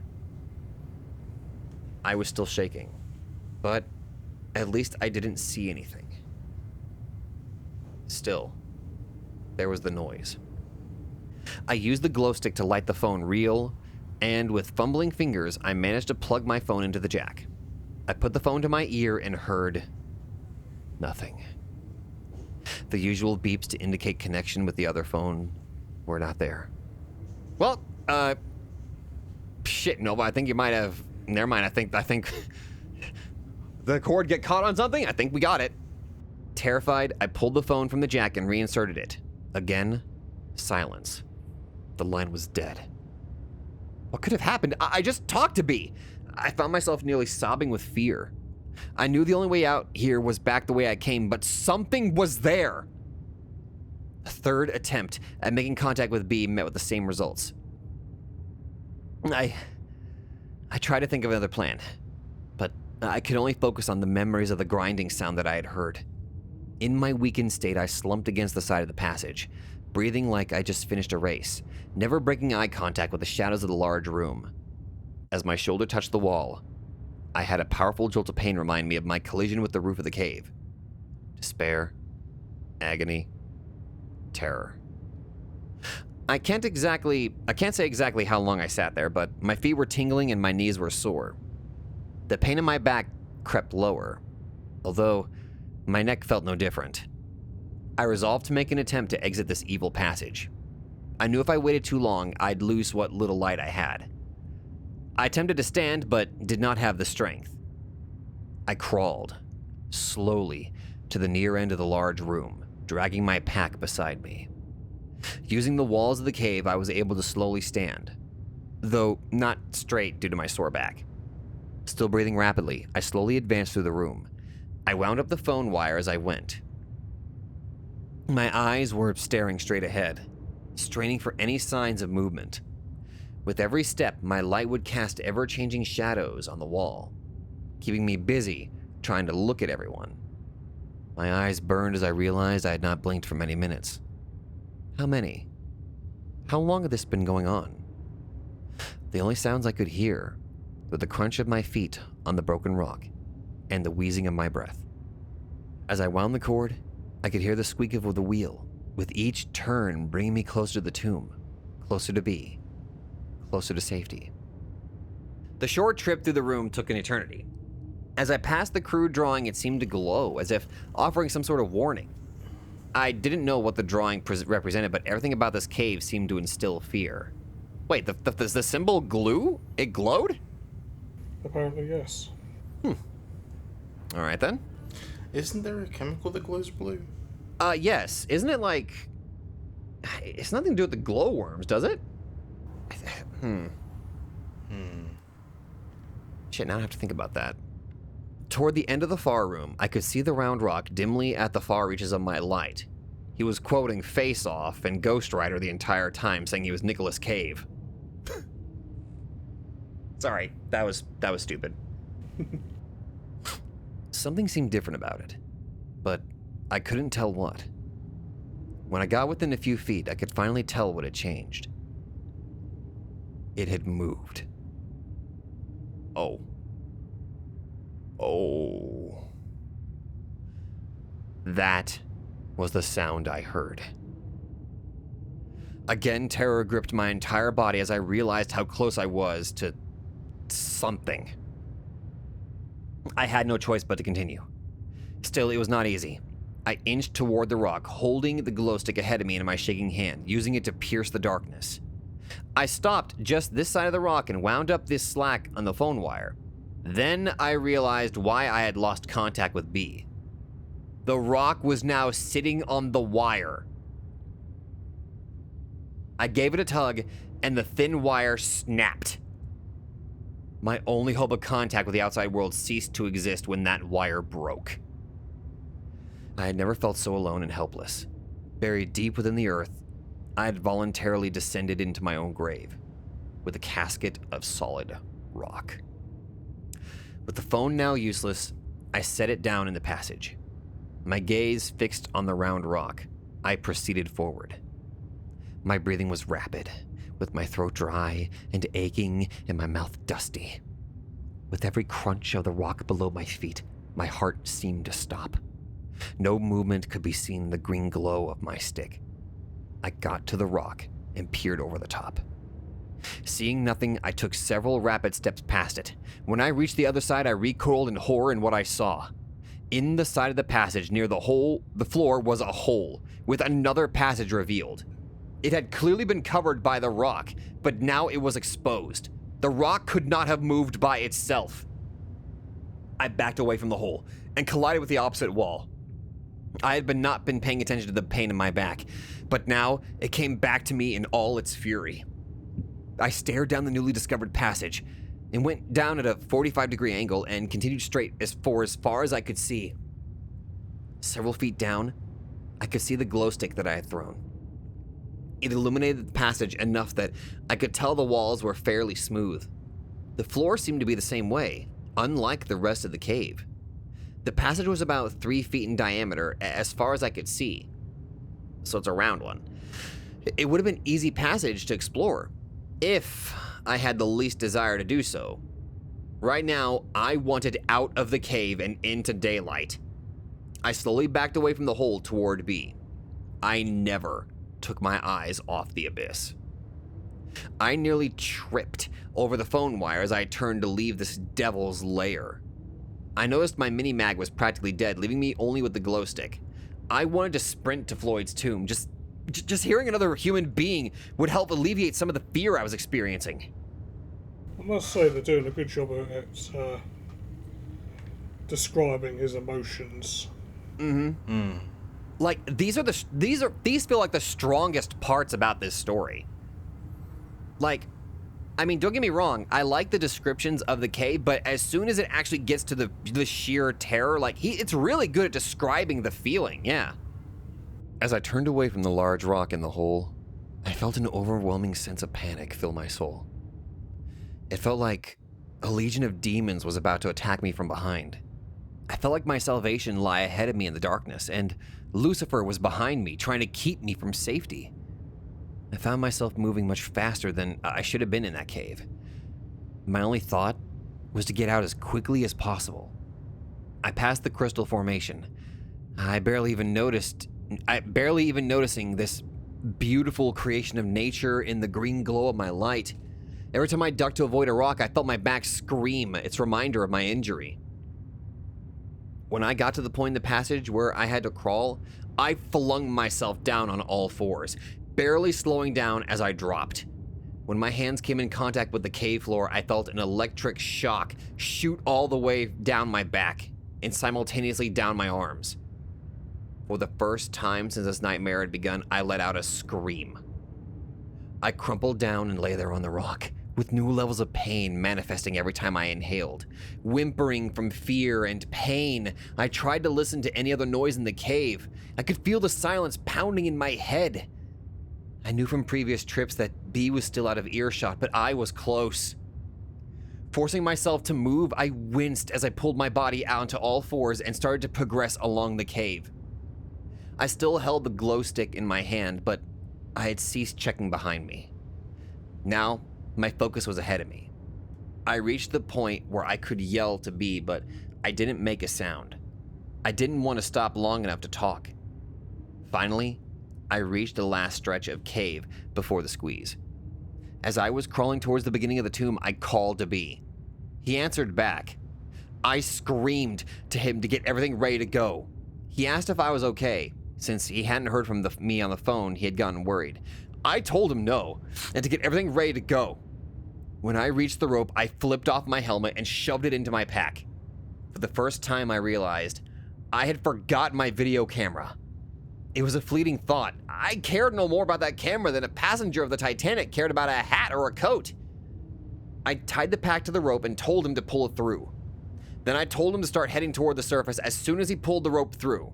He asked why, and I screamed that there was something in the cave with us. My back ached with every move I made. I knew it didn't matter though. I was going to get through the tomb as fast as I could, injuries notwithstanding. Just as I started into the squeeze, I felt the wind in the passage increase, and with it, the most nauseating stench I had ever experienced. It smelled like damp, rotting, rancid, putrid death. I almost started to dry heave. I pulled my shirt up over my nose to shield me from the overpowering smell. At this point, B smelled it too. He yelled, "What is that?" Then he yelled at me to hurry up and get through. I told him I was coming. Then I took a deep breath through my shirt and started back through. B's yelling had intensified my fear and panic, as if I needed any help. I knew he could sense the urgency in getting out of this place. Still, as I worked my way through, I yelled at him to start up. Then I would catch up with him when I got through. He said he would. He placed my glow stick inside the passage, then began to climb out. This time through the squeeze, I had no regard for the tightness of the passage. I was scraping my face, ears, arms, and shoulders. Every inch of the squeeze meant numerous scratches on my body, but I barely noticed them. My back was nearly paralyzing me with pain. Once again, I felt the rising needs to vomit because of the odor being delivered to my nostrils by the breeze. Halfway through Floyd's tomb, I took a break to catch my breath. I was approaching exhaustion and my respiration rate was through the roof. The top of the passage seemed to rest my cheek, and the floor felt like broken glass on my opposite cheek. As I paused briefly to recuperate, I heard the scraping noise coming from deep within the cave. It continued for several seconds, then silence. I let out a cry, which startled me. I was no longer consciously reacting to the noise. The cry was a subconscious response to the fear which flowed through my entire body. In a panic, I began to scoot through the passage. As I reached the largest part of the tomb, I quickly slid my arms under my body to get into position to exit through our hole. I grabbed the rope and pulled with all of my might. When my shoulders reached the hole, they lodged and I was stuck. I dug my feet into the rocks and wiggled my way back into the passage. Then I turned my body slightly and tried again. This time, I was successful in pulling my upper body through. Normally, I'd carefully work my way out, since there was a 3-foot drop on the outside of the hole. This time, I kicked with my legs and pulled with my arms and plop. I dropped out of the tomb, right onto my shoulder. I had tried to roll to soften the impact, but was unable to do anything more than take the blow. Strangely, the pain was focused on my shoulder, apparently not affecting my already sore back. I rolled onto all fours, then slowly rose to my feet. The smell was much less intense outside of the passage. I grabbed the glow stick and used it to find my helmet. I began to head for the webbing to climb up while strapping up my helmet. When I got to the webbing, I reached up to grab hold and recoiled in horror. In the glow of the glow stick, I could see for the first time the injuries to my arms. My forearms were covered with deep cuts and scrapes. Much of my arm was covered with blood.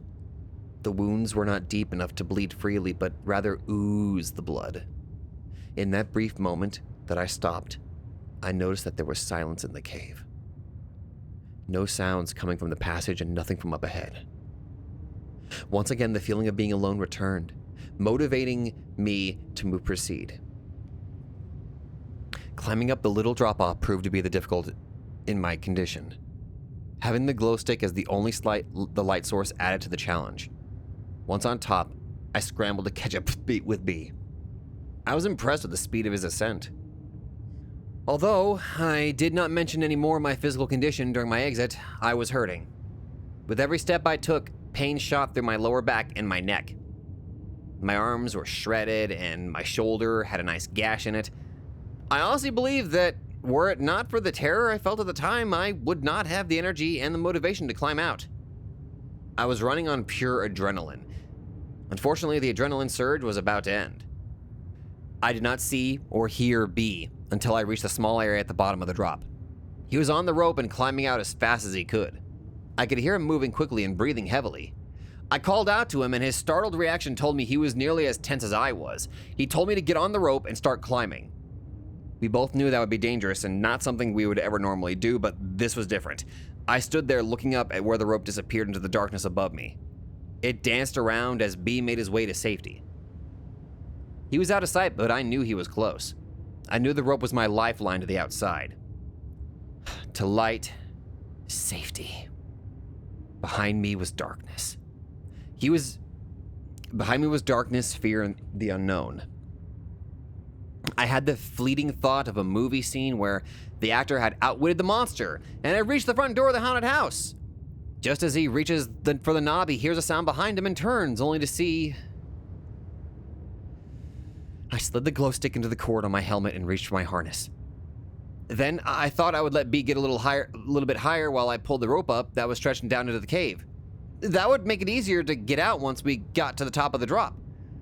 I chose not to wind the rope around my arm, since it was sore and bleeding, so I just pulled it into a pile on the floor. From above, I heard B warn me, "Rock!" and I ducked under the ledge as several small rocks landed on the floor near my feet. I quickly went back to pulling the rope in. I had about half of it in, about 50 feet, when the rope hit a snag. Ugh, it was solid. There was no way I was going to crawl back in to release it, so I decided to just forget the rope and get my harness on and get out of the cave. I quickly threw the harness, poking around me, and started to buckle it. Before I could secure it, I heard a strange noise at my feet. My pulse began to quicken. I looked down at the rope only to discover, to my horror, that the rope was disappearing down into the darkness. Something was pulling the rope back into the cave. Oh, that's chilling.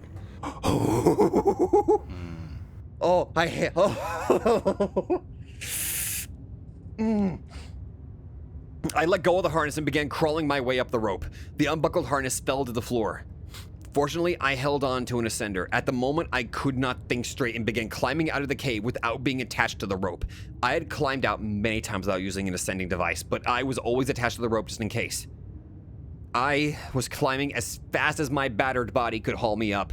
I was in a near panic state again and consequently was scraping, bumping, and gouging my arms and legs. As I climbed in, I screamed to B that something was pulling the rope. He yelled back to hurry up. Luck was with me in that I didn't slip and fall down into the hole. If I had, I would have bounced several times against the sides of the cave before smashing onto the floor. The injuries would be fatal. Without the necessity of having to stop to slide the ascender up the rope, I made excellent time getting up.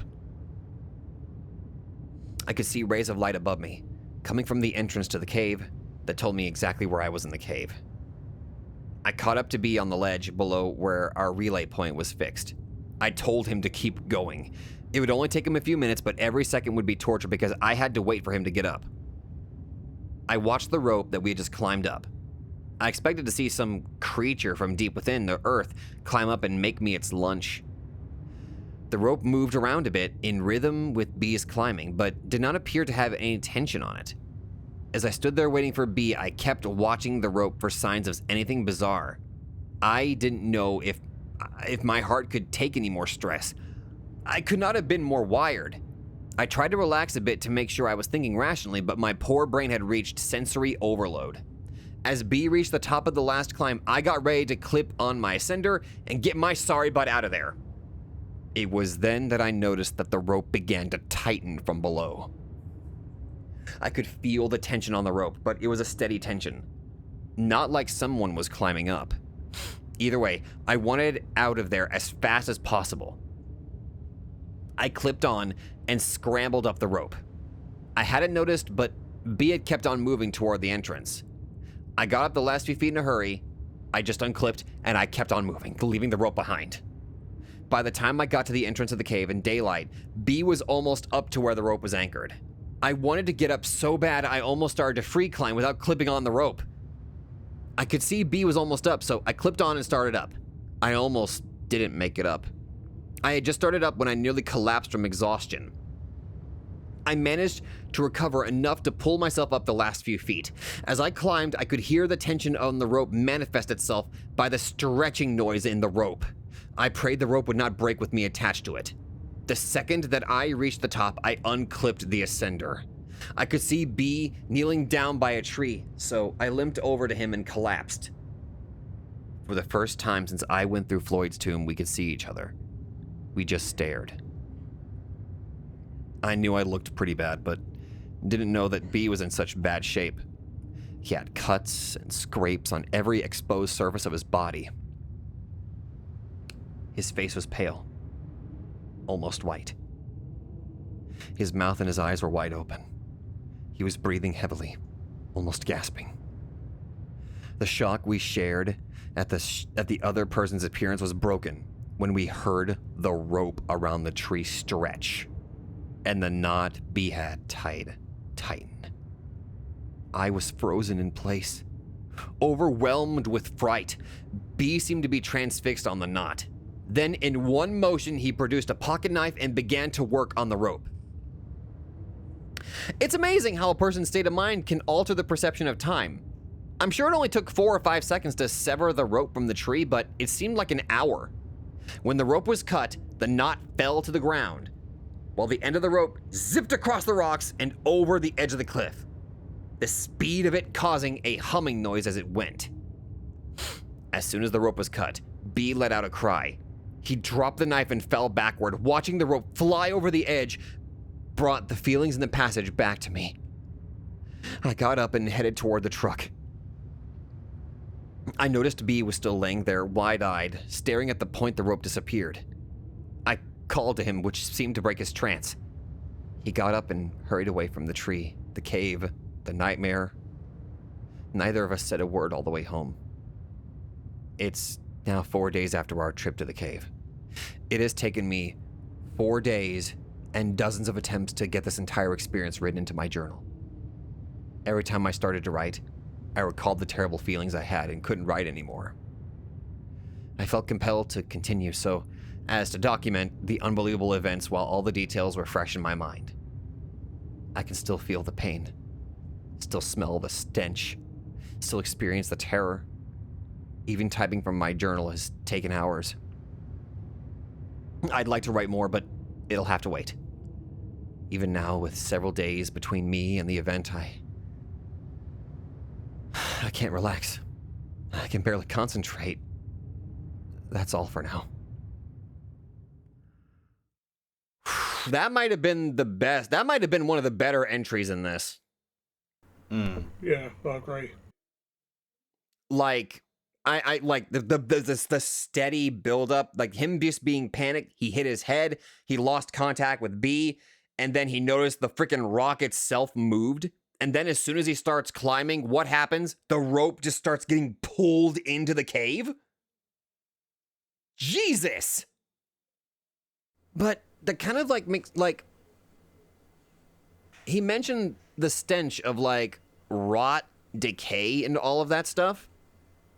So that makes me wonder, like, if that traveled through the entirety of the cave, it couldn't have been like some tiny critter, you know, like something from like what's that one horror movie involving caves, The Descent? I think so. It might be. Yeah, it can't. Like, I don't think it's something like that. Like, maybe it's something bigger than that. Because, like, my initial thought process is like, the further into the cave you get, like, it stops being a cave, and like by like when you get past like the passage to Floyd's tomb, my initial thought process is like, he mentioned how like some of the walls looked too smooth or something, and so did the floor. So my thought was like, what if the cave itself is like alive or something? Like it's a living entity. Imagine if Lloyd's tomb was like a mouth. Oh shit. I think that there's more than one creature living there. Oh yeah. I didn't think about that. It's like a... Because at the end of the day, we still don't know what it looks like or what it is there. Mm-hmm. Even... It may also just not be human, so... The most description we get is literally how the cave itself looks, which, admittedly, I kind of like it when your imagination itself is allowed to run wild with what the hell is it? You know? Not a lot of stories can do that. Or if they try, they don't really do well, let's be perfectly honest. Or there are some stories where they try to over-explain what the creature looks like, and then it's no longer your fear. You now have a perfect picture of what it looks like, and then the fear just doesn't hit as hard, you know? Yeah, I get you. Yeah, I get it. I don't know. I feel like the most effective type of horror is when your imagination is allowed to do a lot of the heavy lifting. But no, like, by far, probably the best entry in this. All right. Wait a minute, 5/19/01. When was the last entry? April 28th, so 4/28. So it's been a few weeks. Oh, literally the first sentence. I just should have just read the first sentence. All right, I think this is the last entry, I think. All right. It has been 3 weeks since our last visit to the cave. I want to update everyone as to my condition, my plans for the cave, and the events of the past few weeks. I apologize for not returning your phone calls. I've been getting all your messages. I just haven't felt up calling back. Steve and Mark, thanks for your words of encouragement on my answering machine. I know you two are sincerely concerned for me. You are awesome friends, Mark. I know you stopped by the house a few times, and I'm sorry I never answered the door. It really helped me just knowing you dropped by. Sis, I can hear the worry in your voice. I'm okay. Don't worry about me. Just take care of those nieces and nephews of mine. Okay, I don't like how that started. Okay. I figure if I can get this site updated, I can let everyone know at once about how I'm doing. A lot has happened in the last 3 weeks, so I'll do my best to cover everything. I guess I should start where the last entry left off. It took several days to get the last journal entry written down. I was so shook up from the experience that I could do little else but sit around and ponder what had happened. Right now, I'm on long-term medical leave from work. I tried to go to work several days after the event, but my boss sent me home. I couldn't concentrate and I looked terrible. I've even been to the doctor, but I couldn't tell him about the experience, so I just told him I was under a lot of stress. He recommended me rest and gave me a prescription to help me relax. Good drugs. I like that. When we left the cave, I was nearly in a state of shock. I couldn't think clearly and was having a difficult time trying to understand what had happened. I didn't eat much, nor did I get any sleep. I was glad I had the presence of mind to write down my experience while it was fresh in my mind. As I reread what I wrote, I feel like I accurately portrayed what happened in the cave that day. I wouldn't change anything I wrote. Even though it took like 3 days to write it, when I finished writing in my journal, I felt much better. I guess it was kind of therapeutic. Unfortunately, it didn't last. In fact, it was after that things got really bad. B and I parted company after the trip, and I didn't see him again until yesterday. I didn't try to reach him, and he didn't try to get a hold of me. Nor did either of us try to contact Joe. B just dropped me off after the trip, and I spent the next several days by myself in my house. I tried to eat, but had no appetite. I was restless, but I couldn't find anything to do to take my mind off of the experience. That's when I determined that I should write it down. As I mentioned, that helped me think a little clearer, and I seemed to be a little calmer, but it didn't last. I went to work the next day, but was sent home. Day after that, I had an overwhelming feeling of anxiety sink into my soul. I was depressed and confused and had no one I wanted to turn to for comfort. I was getting all kinds of phone calls from people, but I just let the answering machine take the calls. I even changed the message on the machine to let everyone know I was all right. I continued in this miserable state, eating and sleeping whenever I could manage, until a week after the trip. Then things started to get strange. At first, I was hearing sounds in the house that had no explanation. Footsteps, shuffling noises, creaking doors. You know, the typical horror movie fare. Only the sounds were not distinct. It was as though I wasn't sure I heard what I thought I heard. I'd be eating or getting out of the shower and stop, thinking I heard something, but the sound would not repeat itself. In fact, if it weren't for the fact that it happened frequently, I couldn't be sure there were noises there in the first place. Either way, I was scared. It was as though I had been caught in a spider web for the last week. Feelings of anxiety, foreboding, tension filled my life. Then came the hallucinations. I began seeing things in a manner similar to the sound I was hearing. Just a glimpse of something in the corner of my eye. When I would turn to look, nothing. I've been sleeping with the lights on in my room, but now I kept all the lights in the house on from before dusk to afternoon, or after dawn. When I started to see things on a regular basis, I purchased a gun. Got it from an ad in the paper, so I didn't have to wait for a permit. Oh, this definitely takes place in America then. I went to the doctor, but didn't mention the details of my life. Just told him I couldn't relax, and I walked out of there with a prescription. Fortunately, my wounds and injuries were pretty much healed by this time. My back still hurt a little, but the prescription took care of that too. When I was on the medication, I felt great, but I didn't want to walk around high the rest of my life, so I'd only take it at the end of a tough day. Unfortunately, the severity of the sightings increased, giving rise to a need for the medication. The flashes in the corner of my eye continued. But then I began to see shapes and shadows. They would be outside my windows, usually at night. I still couldn't make out anything solid, so it was hard to pin down what I was seeing. Soon I began to close all my drapes and blinds so I could remove the possibilities of seeing something. Doing so did help in that respect, but my life was still a mess. My daily routine was mechanical and empty. I would sleep in as long as I could, usually out of exhaustion. Then I would get cleaned up and try to eat something. I lost a lot of weight, so I tried to get as much possible down me. Then I would exercise a little and nap a lot. I'd only been out of the house a few times in the last 2 weeks. The store, the doctor, the gun purchase. I didn't watch much TV because I couldn't concentrate. I spent a lot of time on the internet. I was doing research on caves and cave myths.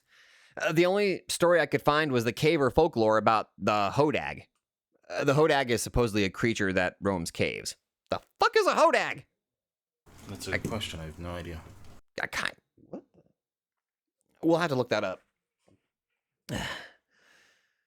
2 weeks after we went into the cave, and a week after I began hearing things, I began to have nightmares. Extremely lucid nightmares. No specific theme or recurring events, just plain terrifying. Sometimes I was in my house and someone was trying to get me. These are the images I could find of the Hotag. All right, let's take a look at that. Let's see. Ooh. Okay, so this is this is probably a indigenous thing, because it reminds me a lot of the bunyip already. I was gonna say, definitely giving me some bunyip vibes there. Actually, Are you aware of the bunyip, Nova? Well, the funny thing is, you mentioned bunyip, and I kind of remembered that, but realistically, this thing reminds me of like Falcor's demented brother. I don't believe I've ever seen that. I've only ever seen the first film and part of, I think, the third film. Could you imagine if this was what was in the cave? Well, then, actually, no, let's leave it to the imagination. I kind of like it that way. I do like this creature design though. I think I've got a bit of a soft spot for creatures that have like bone, like spiky spines. You know. Because honestly, like, I'm just trying to find a good gif as to what the photo made me think it might have been. Mm-hmm. I like that artist rendition of the Hodag. It's kind of like something that you'd see in like an old style fairy book or a fairy tale book, you know? Mm. You know the ones where like it's just like one page has the picture and then the other page has the text. I get you. Don't be out in the dark forest past the certain time if you're a young child. The Hodag will come and then take you to his cave. Because I know this is probably from something unrelated. I don't know where it's from. But I keep thinking it's something hunched over like this. Oh! Is it just me or does that look like the no, but the Until Dawn Wendigo? Yeah, I can It see probably it. is something similar like that. Because there was an Until Dawn movie that didn't do very well. Well, yeah, how the hell are you going to adapt a movie make a movie based on a game that has multiple different variations of endings and pathways? That game's basically an interactive movie anyway. It really is. Yeah. It's the game's well done in that regard, in my opinion. Yeah, I can definitely see that. I just, especially with the face I was able to see in the cave, this is like what came to mind. Oh shit! Like the round rock you mentioned, yeah. Yeah. Yeah, you fuck it. I can actually see that now. Yeah. All right. It's interesting though. Like, there's no.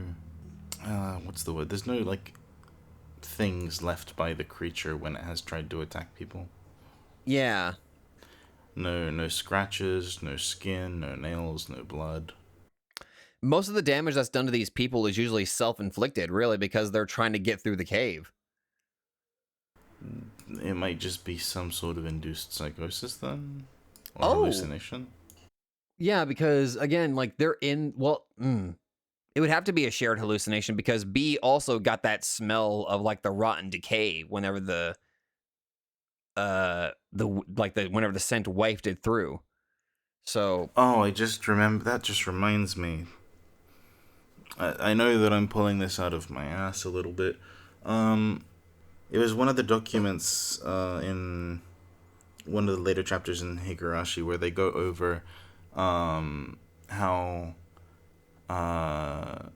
psychological things can be spread just by one person starting it. Yep. So, like the smell of gasoline in a room, for example, can be thought of by one person, even though there's no gas leak. And then everyone else will start feeling ill as well. Yeah, like shared psychosis. Yeah, I'm thinking that could be partially it as well. I mean, to be fair, it's just these two people, and they're going into this dark cave for multiple hours a day. So maybe that lack of like, well, they're in this vast darkness where they can't really make out a lot of that stuff. So maybe that's causing some issues. And the lack of sunlight would also affect their mental state too. Mm-hmm. Also, they mentioned the airflow.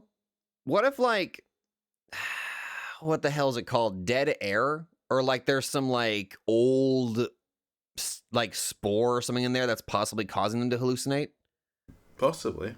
Because like these are unexplored sections of a cave, which means that there's potentially stuff down there that humanity has not discovered yet. It could also be with what they're breathing in as well. Mm-hmm.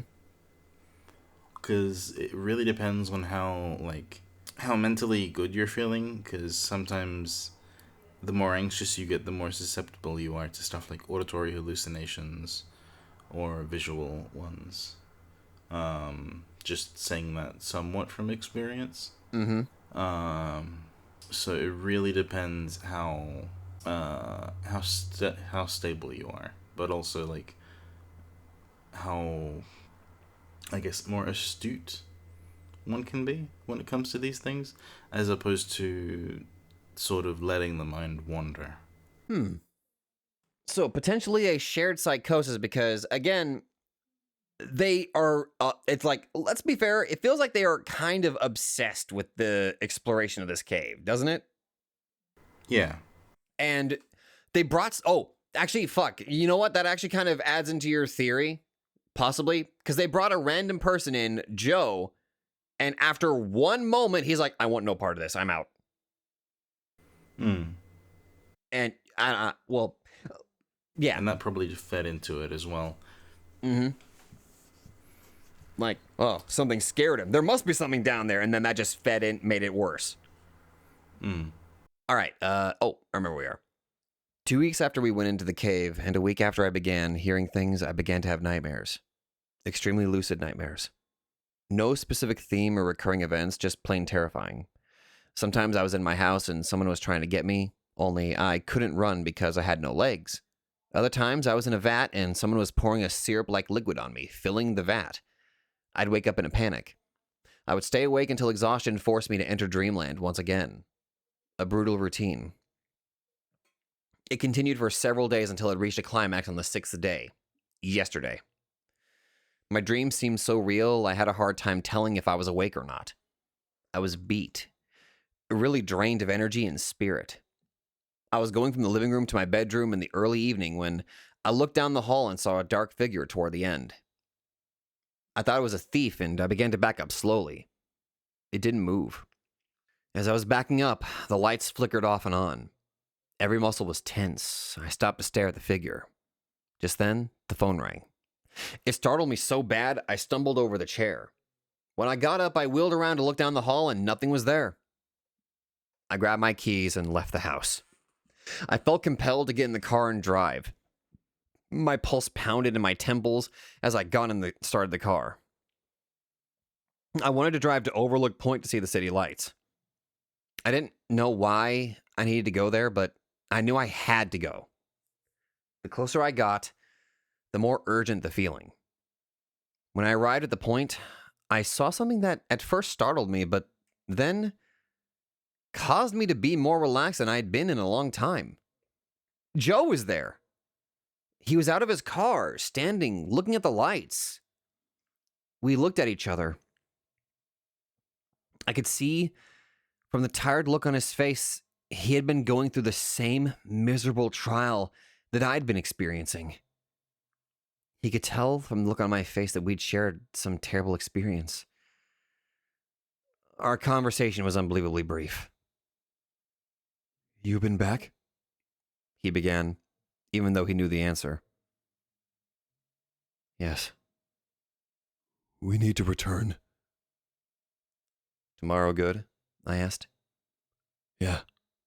Noon." He got in his car, and I got into mine. I hadn't even wanted to talk to him about his experience. Obviously, he didn't want to know mine. I drove over to B's house. When he answered the door, I thought that B actually looked like he was doing fine, somewhat happy. One look at me and his disposition changed. Our conversation was also suctioned. I ran into Joe and we're going back in tomorrow at noon. Bill looked dead serious. He just nodded his head. I asked him if I could spend the night at his house. He eagerly let me in. I didn't notice until later, but every light in the house was turned on. He led me to a spare room. "Help yourself." "Thanks." I washed up in the bathroom, took some medication, and got the first decent sleep in a long time. I awoke early this morning and came home to get ready for the trip. They're going back! All 3 of them? I thought I would send out this update so no one will wonder what's going on with me. I suspect that by the time most of you read this, I will be back home and have a great story to tell. I promise that if you haven't heard from me by now, you will very shortly. It's now 10 a.m. on Saturday the 19th. We will be leaving for the cave in 2 hours. Preparing for this trip will be like no other trip I've been on. For the first time in my life, I will carry a gun into a cave. I will also carry a knife, an extension first aid kit, plenty of food and water, and a camera. I'll take several sources of light and a pad of paper and pencil. I will have to take all of my climbing rope. since Speed lost his in the cave. I'll carry a good length of rope with me on the other side of Floyd's tomb. This is the first time in 3 weeks that I have heard any reference to Floyd's tomb. It sent shivers up my spine just typing it. There are so many things I hope to accomplish this day, so many answers I hope to find in a tiny passage hidden from view. Reflecting on the events leading up to today leaves me feeling dizzy. Was this all a bad dream? Unfortunately, I'm wide awake, and still in a few short hours, I might face my nightmare. The thought of having another person with me in the passage does nothing to alleviate the fear I feel. I almost chuckle as I ponder a childish notion that we'll have to consider. Who will enter the tomb first? Who will lead the way into the dark unknown? Who will decide when to turn back? Foremost amongst the questions in my mind is, what about the video camera that I left behind? It's supposed to be able to record in complete darkness. I left the thing running, so what might we find on the tape? Darker questions follow. What if the camera is gone? What if it is destroyed? Although it is difficult to put an exact name on my motivation, I think closure fits quite nicely. I need to find out a few things about this cave. The main thing, believe it or not, is to find the end of the cave. With all the bizarre things I've witnessed these past few weeks, it would seem a bit trite to want as a primary goal to get to the end, but that is what I want. To be sure, I'll be seeking other bits of knowledge along the way. If, however, I find the end to the main passage and an end to the passage hidden by the rock, I will be content to never return to the passage or the cave again. Never. It would seem to me that crawling headfirst through the tight passage into the darkness is an unnatural thing, just like crawling up the side of a cliff for recreation, or jumping out of a perfectly good airplane and floating to the ground. We do these things to satisfy our hunger for adventure. This subconscious desire to conquer our own little Everest. As B is fond of saying, caving is the last opportunity for exploration for the person with modest means. True. Just a short drive from just about anywhere in the country is a cave waiting to be explored. Even a cave well known among the general public can be approached by someone for the first time as an adventure. Something new. Something to overcome. Because it's there. Many of you don't agree with my decisions to pursue this cave. I know this from the messages I've received. I'm afraid I don't have a choice. If I'm ever to experience restful slumber, I must return. If I'm to ever walk the halls of my own home in a peace, I must return. If I am ever to exit the overworld and enter the subterranean world of a cave, I must now return. I no longer feel that I have a choice. I must return. For my family and friends who are reading this, I say, be at peace. I will conquer this cave. Then I will return and update this website immediately. I will include any photos we take in the cave today, and if you stop by the house, I'll show you the video I have. I expect to be home later tonight, or tomorrow at the latest. See all of you soon. With a lot of answers. Love, Ted. And he was never heard from again. Yep. Him, B, and Joe. Bye. Okay, I'm not sure how I felt about the ending with them all having nightmares and hallucinations. Mm-hmm. It's the one thing I can think of that damages my theory. The shared psychosis thing? Because shared psychosis it can be affected by many things, but a large portion of it is due to environmental circumstance. Right. Be it auditory stimuli or like touch, anything that kind of impacts the senses in a very severe way that can sort of create this scenario in their head that is basically like worst case thing. Mm-hmm. Though you could argue it's just essentially like traumatic. You think? I don't know. There's a lot, and I think the tone of the ending is a bit. It doesn't fit, honestly. Yeah, I agree. Given how severe the effects were for them, I think it's a bit weird that he's just trying to be all casual at the very end and is just like, I'll have lots of answers and stuff. And he's like talking very enthusiastically about the idea of going back into the cave. Mm-hmm. It's...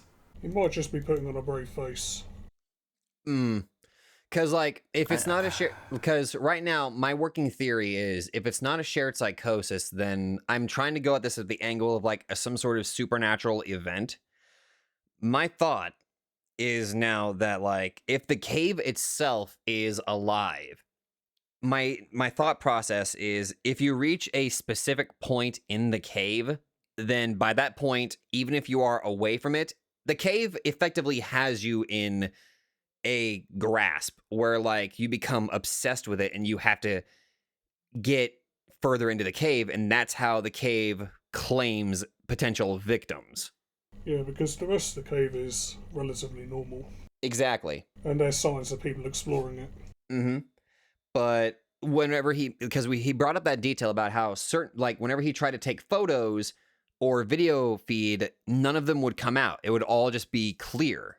So, like, my theory is there is a specific point in the cave where, like, as soon as you're in there, you're basically inside, like, some sort of existence that relatively can't be comprehended or captured by something as primitive as a camera. It's very eldritch, I would say. Like, you can't necessarily comprehend it. It's like it's beyond some level of understanding. So, like, that's my initial thought. It tends to target people that have, like, an interest in caves, and once you basically discovered, like, oh, there's an entire section of cave that potentially hasn't been explored, it basically has you. And as you get further and further in, it's able to sink its teeth further and further into your mind. Which is why, like, because actually, I can actually add on to that. Because B and the main character, our protagonist, had already gotten into that far into the cave, Joe, who hasn't had much exposure to it, once he basically got in there, he got the full effect instantly. Which is why, like, he was probably so shell-shocked he had to leave. But here, at this little bit here, they reunite and he has, we have to go back. So, like, it wasn't a steady corruption? Is that the right, or I don't know. He just got, like, the full effect. At least that's my thought process. But then again, I would say this story is definitely a... Would it be right to say it's a product of its time? It's an old story. I do love the photos, though. Yes, I like the inclusion of the photos. There are some aspects of it that hold up really well, other bits that just kind of fall apart. Mm-hmm. It's not perfect, but it's still good, and it's whenever it does something good, it does it good. It does it well. I mean, hey, anything's better than the first fucking story we read here, so it's... You don't want to go to sleep? No, I'd rather see the thank you. To be fair, anything's better than Jeff the Killer, let's be perfectly honest. Yeah. But I feel like that was the longest. It was only our third story, but it is already currently the longest one that we have covered so far. Definitely. I think next time we could probably tackle some smaller ones. Yeah. So I'll be sure to grab a handful. I think that would be a pretty good place for us to go ahead and wrap up. So if anybody that managed to stick around with us just kind of shooting the shit, or me tearing my throat out reading all this stuff, let me know if you enjoyed it or not. Because I don't care if this gets a lot of views or not. I'd say we could probably still just keep... I'm going to do it because I enjoy it. Yeah, it's the point of it is that it's fun. Yeah, exactly. And part of, like, what I enjoy the most about it is really just getting the chance to theorize and discuss a lot of its themes and stuff. Because that's just kind of what makes it fun and an immersive piece of fiction. I would say the most fun that we've had so far was definitely our theorizing with the Russian sleep experiment, though. That one was really good to try to pick apart. That one was fun. I do remember enjoying that a lot. Yeah. Oh, it's gonna be fun trying to figure out what artwork would go with this. Claustrophobically, us just stuck in a tunnel passage or something. But we'll figure that out. Anyway. Yeah, we'll figure something out. Yeah. Anyway, apparently the dog was happy about that. They may have picked up a couple times in the recording, so I do apologize for that in advance. That's fine. Thank you all very much for watching, and that's it. Stay away from caves.